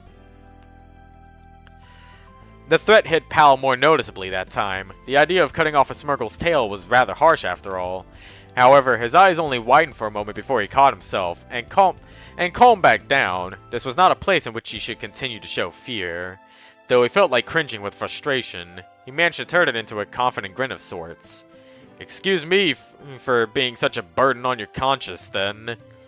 Royce only tilted his head back and laughed. The more you know, more than you know. That's why I'm willing to offer you a deal. The Slow King finally stood upright from his previous leaning position, approaching the Smurgle. It was much taller, dwarfing the Painter Pokemon once the two stood before each other. This forced Pal to look up in order to see Royce's face. He didn't back off from being approached, admittedly a little confused at what the Slow King was talking about. Just then, a large palm touching against Pal's cheek answered all of his questions. It was a soft caress. It made the Smurgle's eyes widen as the pieces started falling into place for him. This only made Royce chuckle. A little slow, are you? Tourists usually are, he commented. His voice was becoming softer, as though to show a degree of infatuation. It's no matter. Why don't we get to know each other a little better, and I'll forget all about that silly debt. Perhaps a nice dinner to start with? Much better than the violent alternative, wouldn't you say? For a few moments, Pal was speechless. The tone in Royce's voice was clearly lecherous, taking any innocence out of his roundabout way of speaking. The last thing he expected was to be taken advantage of like this. The choices he was being given, either one was terrible. Anyone would buckle under them, caught between a rock and a hard place. However, that was not in the cards for him. Do not touch me, Pal demanded, smacking the Slow King's thicker arm away from his face. Royce looked shocked for a moment. His smooth talk in such dire situations often pulled all manner of emotion out of others. Fear, or perhaps gratitude, never such confident defiance. It made him feel angry, and it certainly showed. Yep. I've had hardships, Monsieur Royce. I came here only with the desire of a chance to set them straight. I may have failed. Pal trailed off as he reached behind himself, digging one of his paws into that rucksack he'd been carrying. From it, he pulled a pouch bulging with Pokédollars. With both paws, he shoved it against the Slow King's rounded belly, forcing the larger Pokemon to grasp it himself, lest they fall into the floor. But I will not hand my dignity over to you. Royce held the pouch he was given up for a closer look. Having been in the business for years, he only needed to feel the weight and know the money was legitimate to be able to tell a ballpark estimate of how much it was. 100,000, he confirmed. A grin once again came over the Slow King's face. He peered down at the Smeargle, who was looking right back up at him, as though he were gazing into the eyes of an evil giant. You restricted yourself to gamble with half of your funds and waited to hear the consequences before showing it. Clever. It was a bit impressive that Royce could deduce such a thing, not knowing all the details. Given that Pal had initially lost the bet with 100,000 Poké, and was now showing 100,000 more, it was a good guess. It was also correct. The Slowking couldn't help but laugh. It wasn't any sort of dreadful, ominous laugh either. It was genuine amusement. I'm impressed, he exclaimed with delight, turning around and walking a few steps away from Pal. He joined his arms together behind his back, letting the pouch of money hang back there as he explained. It's always a drag dealing with those who don't prepare to pay the debts that they've brought upon themselves. It's refreshing to see someone who isn't so blinded by desperation that they forget about responsibility. Pal was quite relieved. This could have gone worse. Much worse. If Royce were any seedier, it most likely would have. At least this business was somewhat legitimate. Then may I return home now? He asked, though he let some of that stoic front he was putting on falter, feeling it was no longer necessary to be apprehensive and stand his ground. Yeah, I have no business with you if you're paid up, Royce admitted. I assume you'll be going home completely broke, he continued on as he approached his desk, pausing to sit in his chair once more. And that's certainly a shame in its own right. Is that really what you want? This caught Pal's attention. He could feel that apprehension returning, letting his head turn away slightly. I told you before, my situation is none of your business. Oh, certainly. I just like your style, so I thought you might like to hear a different sort of deal.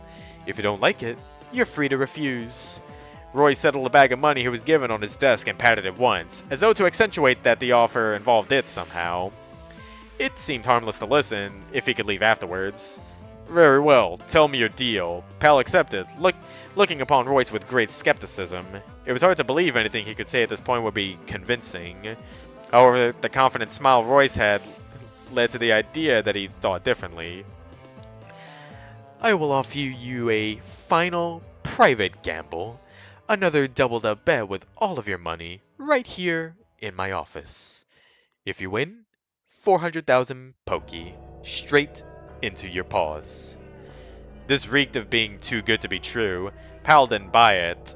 On the other hand, that was enough to have a nice home built for himself and Pallet. It was what he came here for. And if I do not win? Royce performed an almost playful spin in his chair, all the way around in a full circle. The suspense was only broken after he was finished. You'd be surprised at the sort of things you can be put through on stage. Utter humiliation, invasion of your personal space, outright torture. It's all part of the act, as far as the audience is concerned. Though, you could willingly sign on as some of our night entertainment, and things would be much easier for you. Again with the thinly veiled perverse ideas. That is horrible. Stop looking at me in such a light, Pal exclaimed. It wasn't so much stoic anymore, instead quite frustrated. No one had treated him like this before, and he really didn't appreciate it. Alright. It's nothing personal this time. Wait, hold. It's nothing personal this time. It'll just make me lots of money, so... Royce leaned over his desk, supporting himself on his forearm as he peeked at Pal sideways in a cheeky manner. Deal or no deal? There was a pause for thought. On one hand, the implications of losing the bet were horrifying. On the other hand, Pal could go home with enough money to take care of everything. His luck hadn't been great today, though. He could only let his innermost thoughts guide him to an answer. I'll do it. A grim chuckle sounded as Roy stood from his desk once more. Excellent.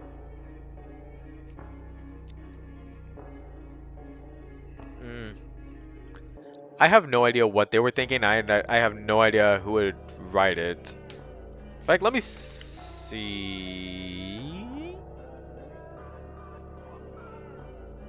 Wait, not view source. I meant view history.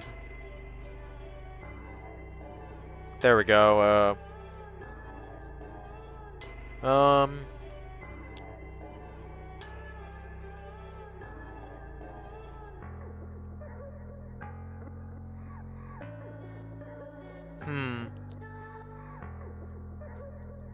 I don't know what to say. Glib probably told this person to write it that way, or maybe... Oh, wait! PK made some edits. I wonder what they are. Yeah. Uh-huh. Jesus Christ, PK, were you... Did you have some kind of, trauma with editing a wiki before? Is that why you had to make so many small edits at a time? Oh, yep, and gotta age up the adult. Um. Okay, yeah, then this was definitely during the time of that one story. Yeah, yeah. Oh, hey, look, there's Marl. What did he do?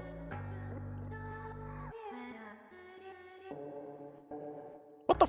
Wait, hold on. I've never seen this before. PMD Origins Volume 1. What the fuck is this?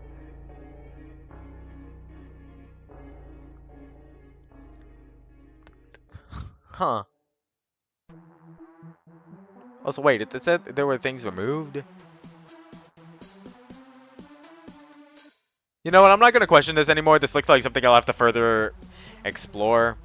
But right now, with a single press of a button hidden near one of Royce's desk drawers, the center floor of the room gave way and arose. The carpet design wasn't just for show.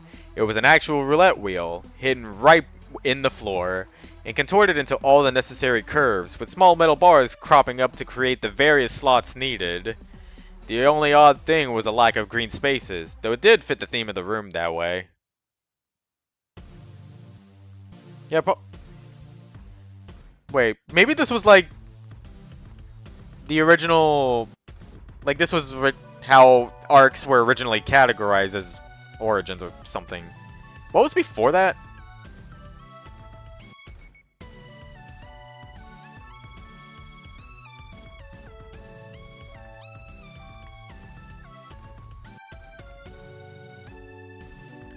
I don't know. There's a lot going on in here. Powell took another step back as the device's emergence surprised him. He'd never seen anything like that put together so well. He couldn't help but stop to appreciate the aesthetics of it all, with how the very theme of the room and its colors converged into housing the very game it was based off of. Oh yeah, that would have been true. With the press of another button, the wheel began to spin at a brisk pace, just like the ones on the casino floor when twisted by the... What's that word? That's something I'm gonna have to look up. Croupier? Croupier. Croupier, huh. This time, however, it was all mechanical. Let's keep it simple. Red or black. Fair chance for you either way. It was simple enough. Reducing the choices like that made it a 50-50 chance. Perfect. Still, Pal looked upon the wheel carefully. Even if it was impossible to tell which it would be, even if neither had an advantage, he got lost in it for a time. Those two colors, as they swirled within the wheel, reminded him of someone special. It was calming to a degree. Oh. Confident in his choice, Pal finally spoke up. Black. I will bet on black. It had to work. It would work. He was sure of it.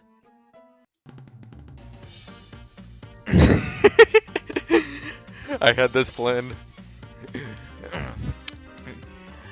Royce nodded, lifting one of his paws from behind the desk. In it was a white ball, just like the simple ones used on the casino floor.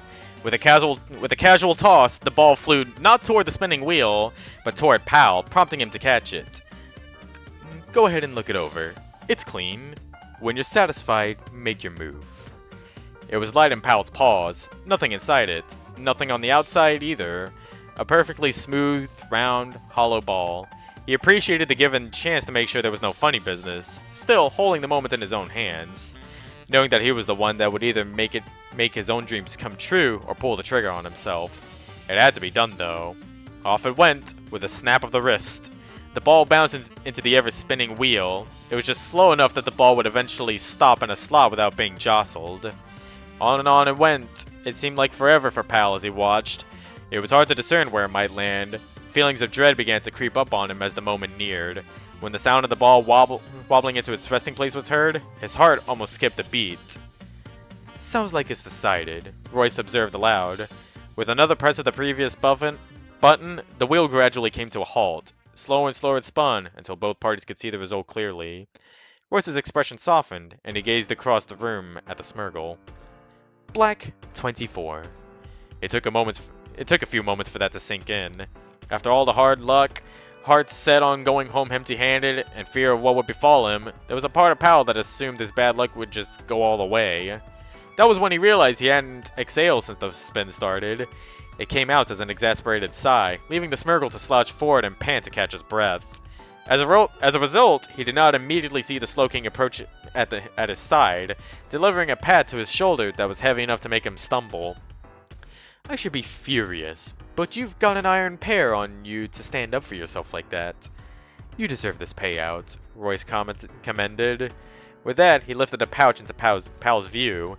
It was, as one would logically expect, 4 times as big as the one he gave up. 400,000 pokey right into his paws, just as advertised. He could hardly believe it. I don't know what to say. No strings attached? Perhaps it wasn't the most tactful thing to ask, but even with it in his hands, it was hard to trust. Don't start getting naive now. There were strings attached the moment you walked in here. I'd intended a much different outcome. Royce admitted, once more, and for the last time, stepping away from Pal and toward his desk. I suppose luck was not on my side this time. You cut every string. He paused just to seat himself. So take your spoils and enjoy yourself. I've already instructed the staff to allow you to leave freely, as long as you're exiting the office without me. That was it? That was it! Everyone had heard horror stories about gambling, including Pal. He felt it, when he'd almost thought he would lose that bet. If he had, it would have been just another horror story. Perhaps gambling was not something he would try again, despite his success this time. As Powell exited Royce's office, everything was true to what he was told. While the staff shot him surprised glances, they let him pass all the way to and out of the exit. Truth be told, it was a somewhat awkward march, knowing so many eyes were on him.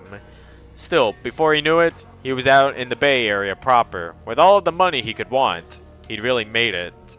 With his knapsack in tow and his earnings tucked safely into it, he set out for Tao Village, proudly swaying his paint-tipped tail behind him.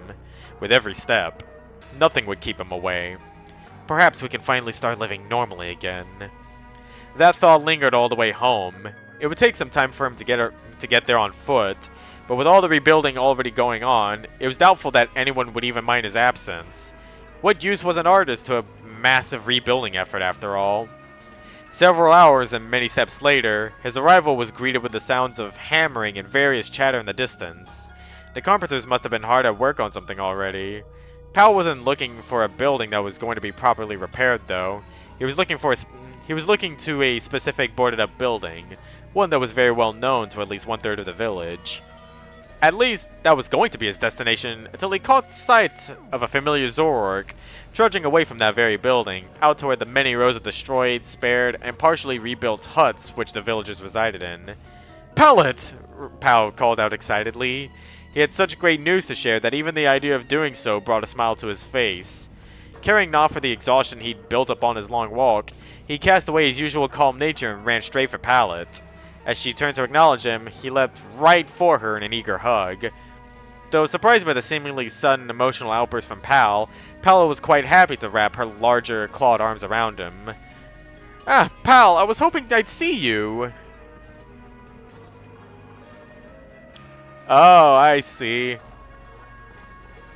Kinda wonder if that was intentional or a case of they don't know French, they just learned what they did through Spy Team Fortress 2. "And you, I have such wonderful news, ma chérie. We will have a place to live on our own again," Power revealed with such enthusiasm.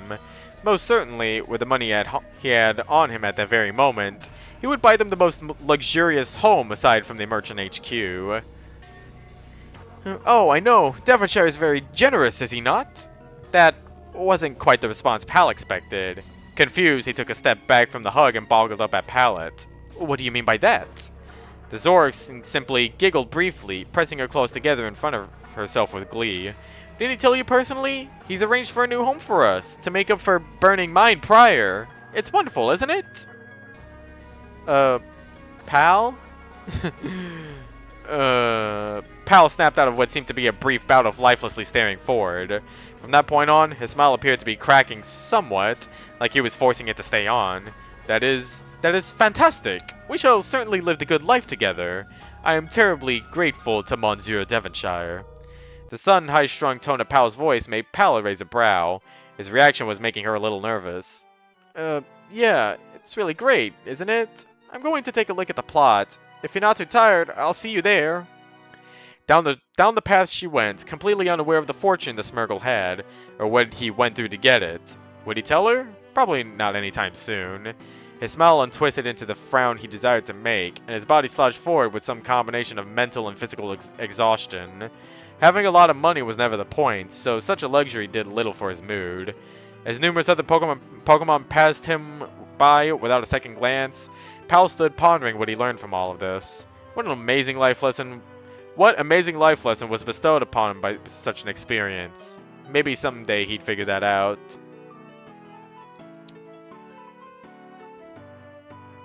Oh, really? Huh. Well, then again, I don't know French, except spy dialogue. So, I did all that I had planned. Let's see. What was next? We got narrator, which involves Zaru, the question, the appraising. I think these are supposed to happen after the epilogue, maybe? I don't know. Maybe we'll just read them tomorrow. There's like 10 minutes left until I usually end the stream. So, I'm gonna play another Baldi mod because I have that. Alright, hopefully this one will fare better in me booting it up. I'll also have to probably lower the volume a little because it is fucking loud as shit. Uh, where is it?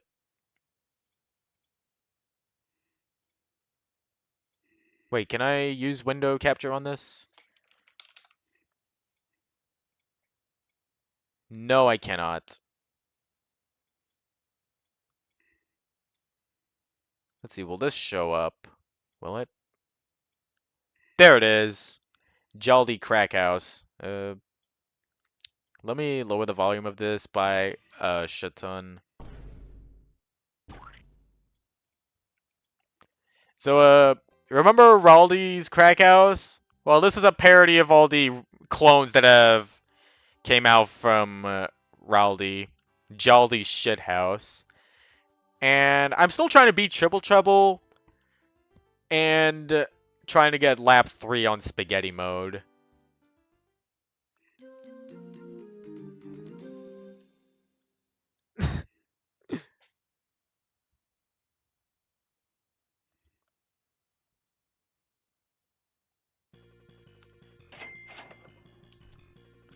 Oh yeah, and the...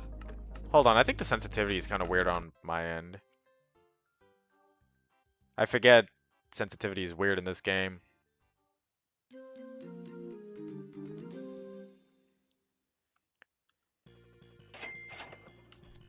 There we go, this is the sensitivity I'm used to.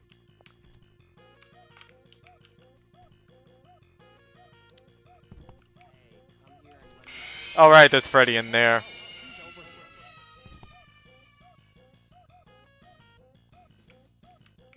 Let's see, I gotta remember the path here. It's gotta do with a rock. Oh yeah, it's to go in here and grab all the... That's right, there's a rock in there. I can't really do that. And Benson is also there. Right, there's a rock here I can use. But, shit, now what? I haven't really thought this through. Oh yeah, Noob is somewhere over there. Yep, there's Noobu's playtime. Hang on. Restart.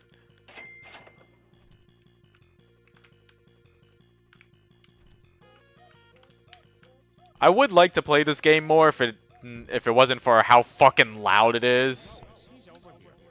Present, gimme. Cocaine with energy burst? Good deal. There's Wega. Thank God he didn't see me.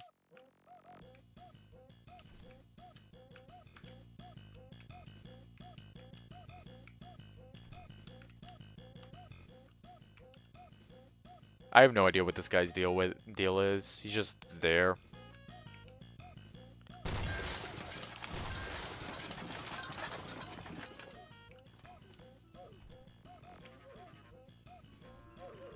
Noob, get away from me. Yeah, give me that. There's another notebook back there that I'm missing, but I don't care. I just want to get away from everybody. Grab more beast soda.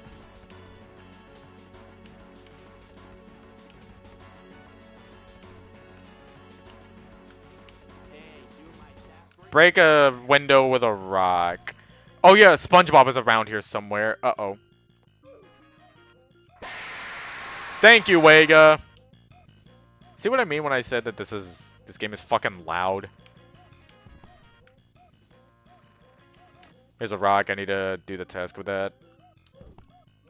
Oh yeah, this was also before Tully's warehouse got their thing. Where am I supposed to go? Wega, save me. Wega, you bitch!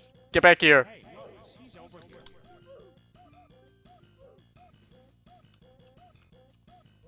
Okay, I'm all good. Oh no, it's on the other side. That's where it is. Oh yeah, that's right. You just do that. Hang on.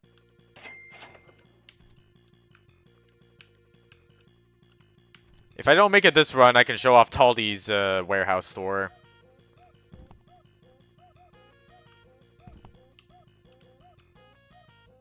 God, I'm in the mindset that this run acts like Rowley's crack house. Not when that's not the case. You don't throw a rock from one window to the other. No, you take the rock, go through here to get all the goodies in here. I'll actually save this rock.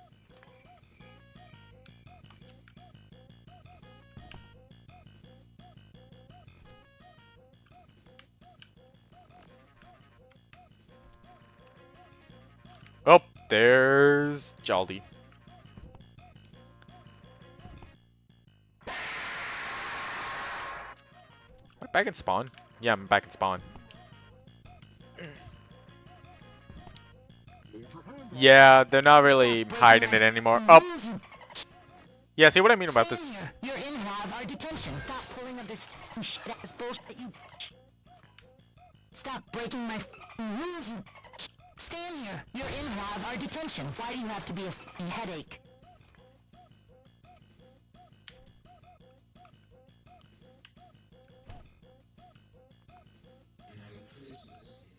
Nice present.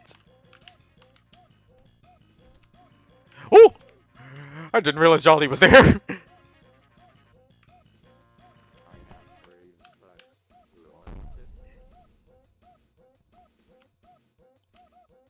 Okay, I think the ones that I'm missing are the one... No, I grabbed these two. I didn't grab this one, that's right.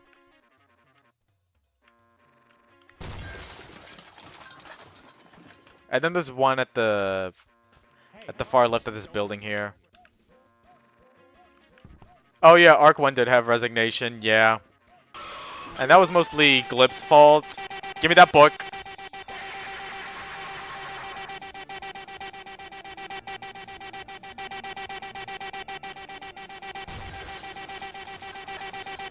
Stop breaking my rules, you. Stand here. You're in our detention. That's why your parents ditched you.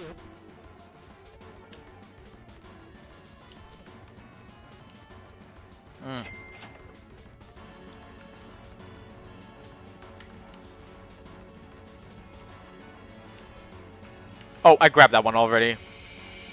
Here comes Freddy. Stop breaking my rules,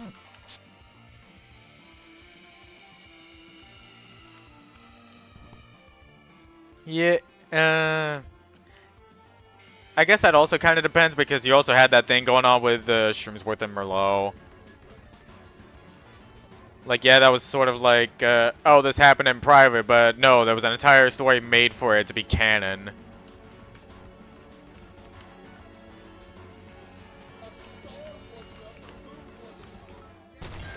There we go. Alright, I think I need someone to grab me here. Someone that isn't SpongeBob or Jolly. Someone that isn't SpongeBob or Jolly, please! Tactical pea soda.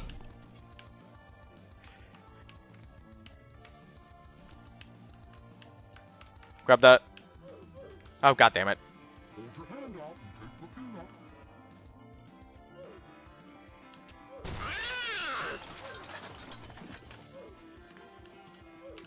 Give me that peanut!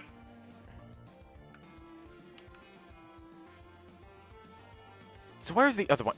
Right. I think there's one in here. No, I already grabbed that.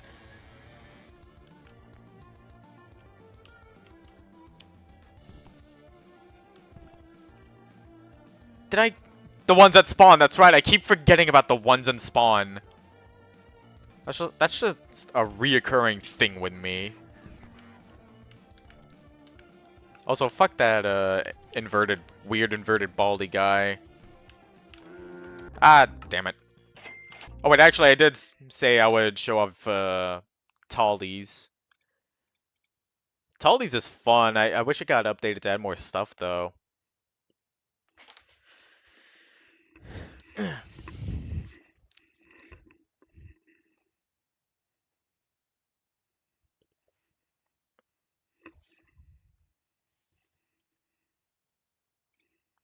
Yeah, why did they have to... I still don't get what, made them wanted to do what they did.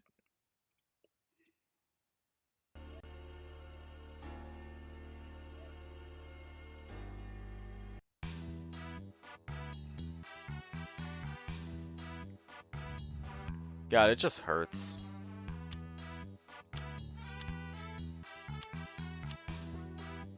Yeah, I wish it was like a sort of a pizza time mode and stuff for this game.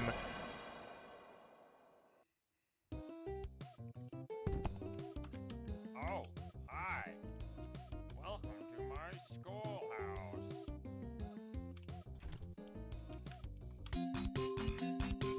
Check this shit out, it's WarioWare. Good one.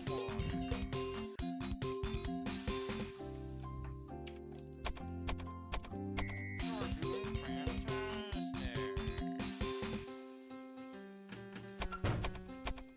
fantastic. You got it.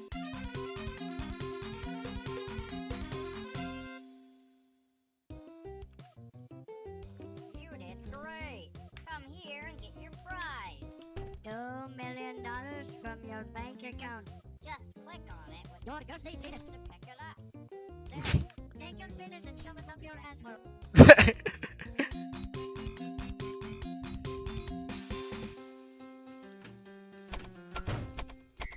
Great job. That's right.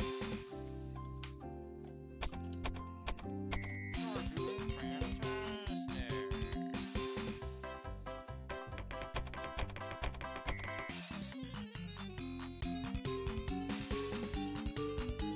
Yeah, Arc 2 is definitely without doubt 100% a fucking mess. And sometimes it even gets me confused. Hey, stop running! Alright, you messed around and now you're gonna have to do some tasks for me. I laid out the stuff you need to the left of me. Alright, that's all you need, so do them or you're fired! Hey, stop running! Benson, you already gave me a task. Oh god, snipers there.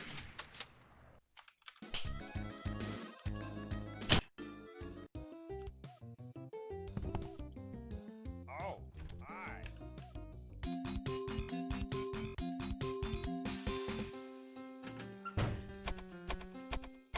Great job. There's one thing I wish for this game. I wish I could... The WarioWare stuff is cool, but I wish I could skip it and get to the main point, like, I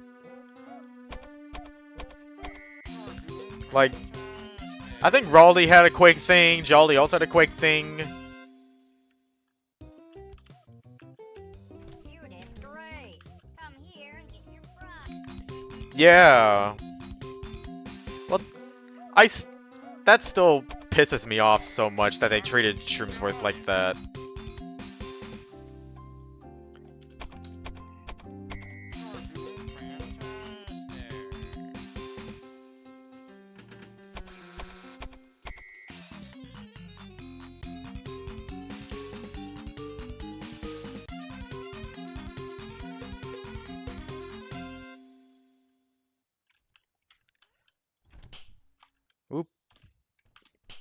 Alright, so Benson's going to be around this corner, I believe.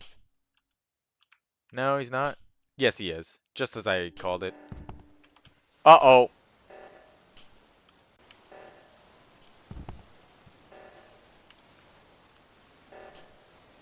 I really don't like running into this character. Ooh, wait, hold on. I could use that. I need this.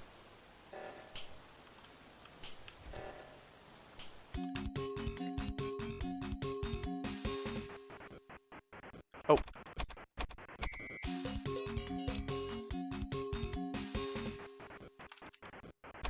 Same minigame twice. Same minigame 3 times. Yeah, there's like no good characters in Tau except for the ones that... Yeah. How many good characters are there in Tau Village? That will be a very interesting video if I ever think about it. Need to go in here to regain sprint.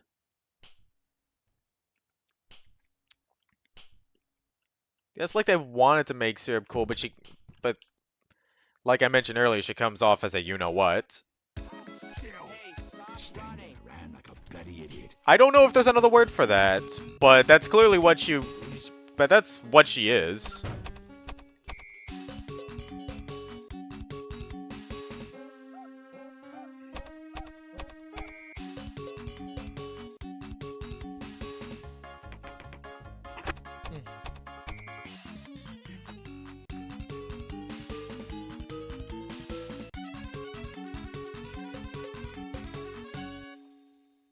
Steady.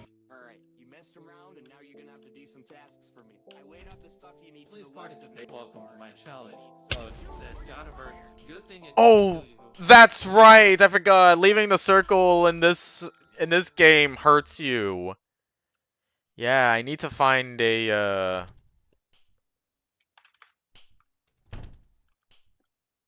what is it? The Uber canteen. I need to find that.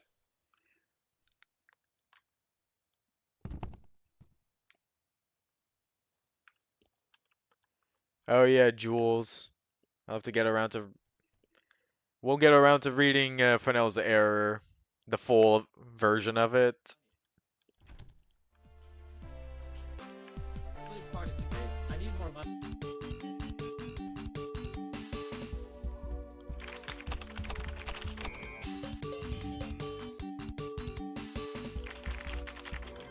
There we go, a lot faster that time.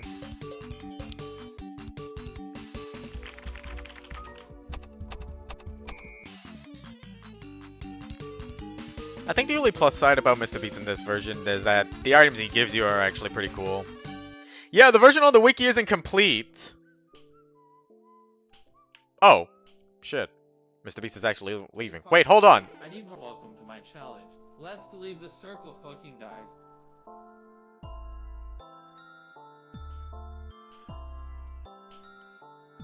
Wait. Oh, that's right. I forgot to do the task, and now Benson is trying to look for me.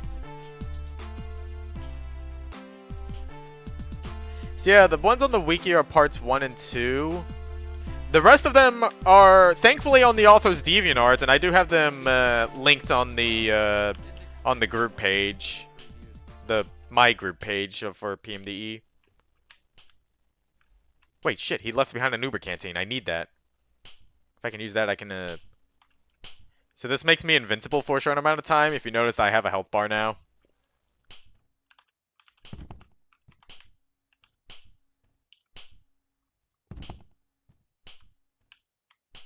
Just need to grab the ones over here.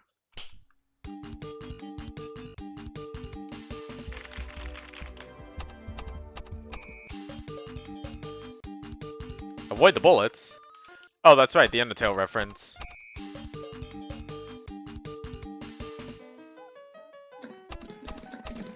I've never seen that microgame before. Wait, what?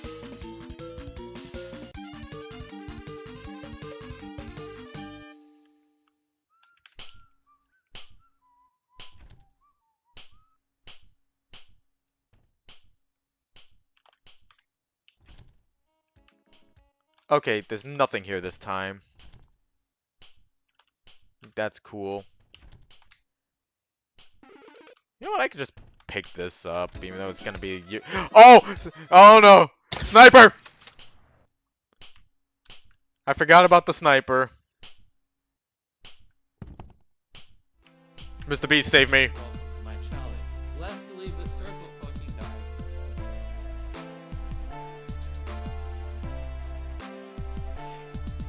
It should also be a lesson on who not to... Oh. Damn it, I was in the middle of Mr. Beast's thing. Well, bye-bye. Should also be a lesson on who not to give writing perms to and lore perms to. I am coming, ready order, here I come. Oh.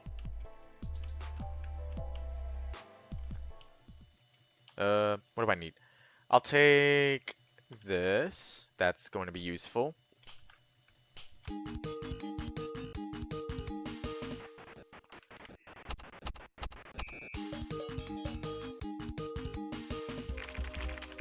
Yeah, sure drew well, but they didn't have any good idea on what was acceptable in the group or not.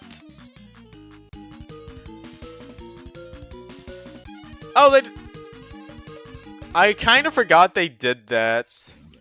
I see you, friend. I have lost you. I would like You're that. fire! Gotta get out of here before... Ah, damn it. Mario whistle. Thank you, Mario. Steady, steady.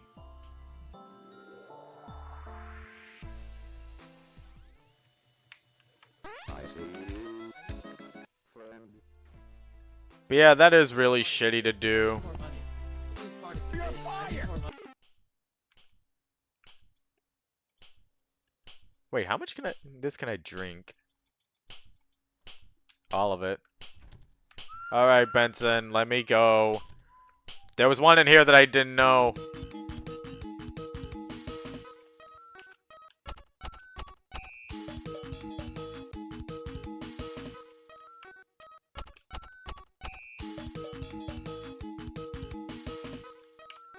Okay, yeah, sure, Flowey was pissed that time.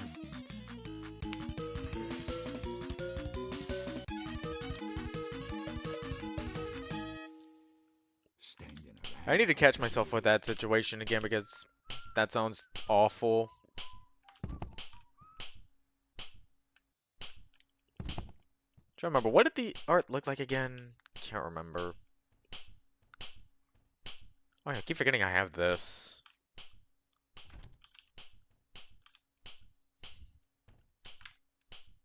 I also forgot I have a cup of water. Oh, and Mr. Beast is over there too. Tactical Beast Soda.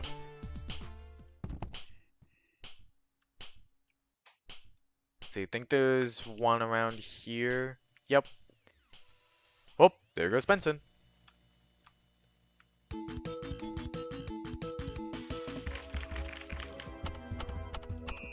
Wonder if this game got an update since I downloaded it.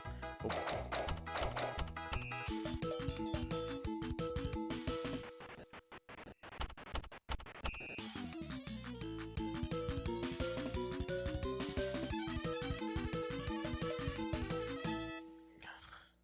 Yeah, exactly.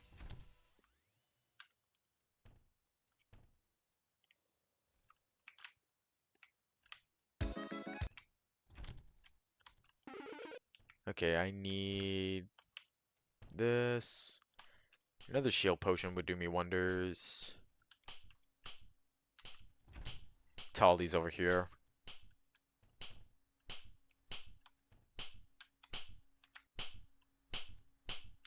Okay, he went in the room. Last one's not in here, okay. Please participate. Please participate. I need more money. Get the fuck away from me!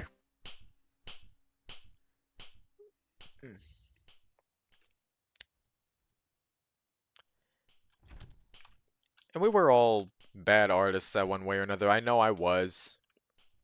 I used to make some really shit drawings on the 3DS. I tried. And then I got better as I got along. I am coming, ready or no, here I come. I can't say I didn't have a bad experience like that, because even if I did remember, Uber Canteen. Even if I, even if I did have one, I probably put it on the dark recesses of my mind. And if I didn't have one, then well shit, I just didn't remember that I had one. Oh god, jeez, what did you run into? Well, I'm gonna run into a wall and die. Ugh.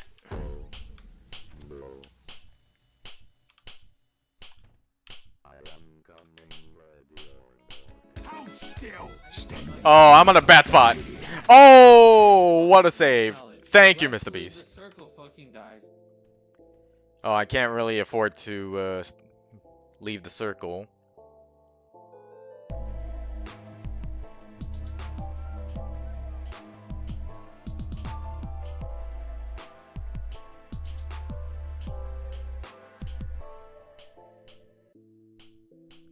So where was the last one again? He's approaching. He's approaching. Oh no. Uber Canteen. No, this is just a chug jug! Didn't expect that one. Thanks for the free view. I got no items.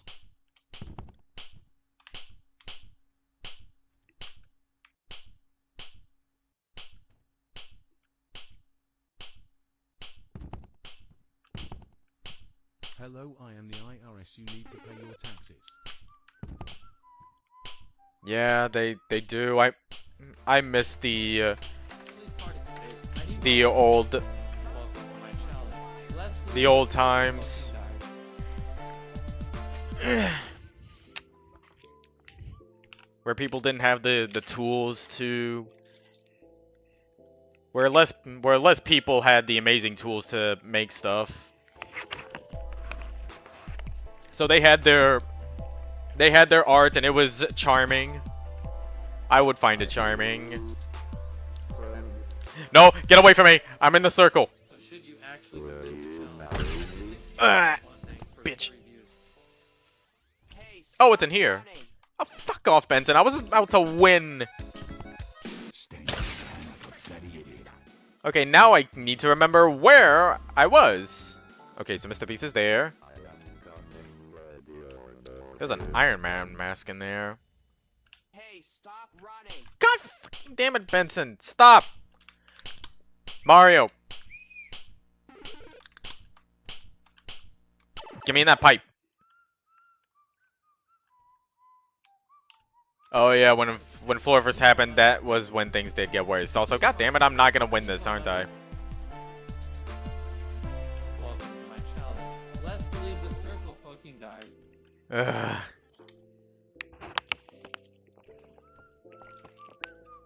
Right as fuck. Right as things were getting good. Well, I guess I'm not gonna. Guess I'm not beating it. But hey, it was worth a shot, and I got to show it off. I want to check real quick if they did make an update before ending the stream.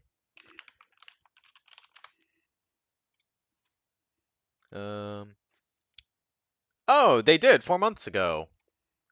All new items, NPCs, and an all new campaign awaits you. Oh my god, I'm gonna have to show this to a friend of mine. Wait, hold on. That's not what it is. I just read the description like a dumbass. So where's the It's 1.0.6, so what's changed? Where's the change log?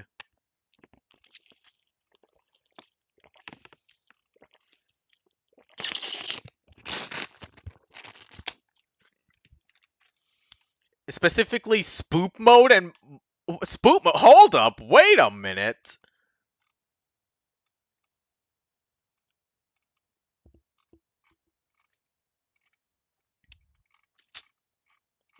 Wait, I'm gonna have to check this out soon. But yeah. Thanks for coming to the stream to hear me read more awful writing and watch me play Baldi's Basics mods for some reason. I will see you all tomorrow when we continue with, I think these three. This doesn't look long. Oh, I'll probably have to read the epilogue before I read this. So yeah, I think that'll be the plan tomorrow. See ya.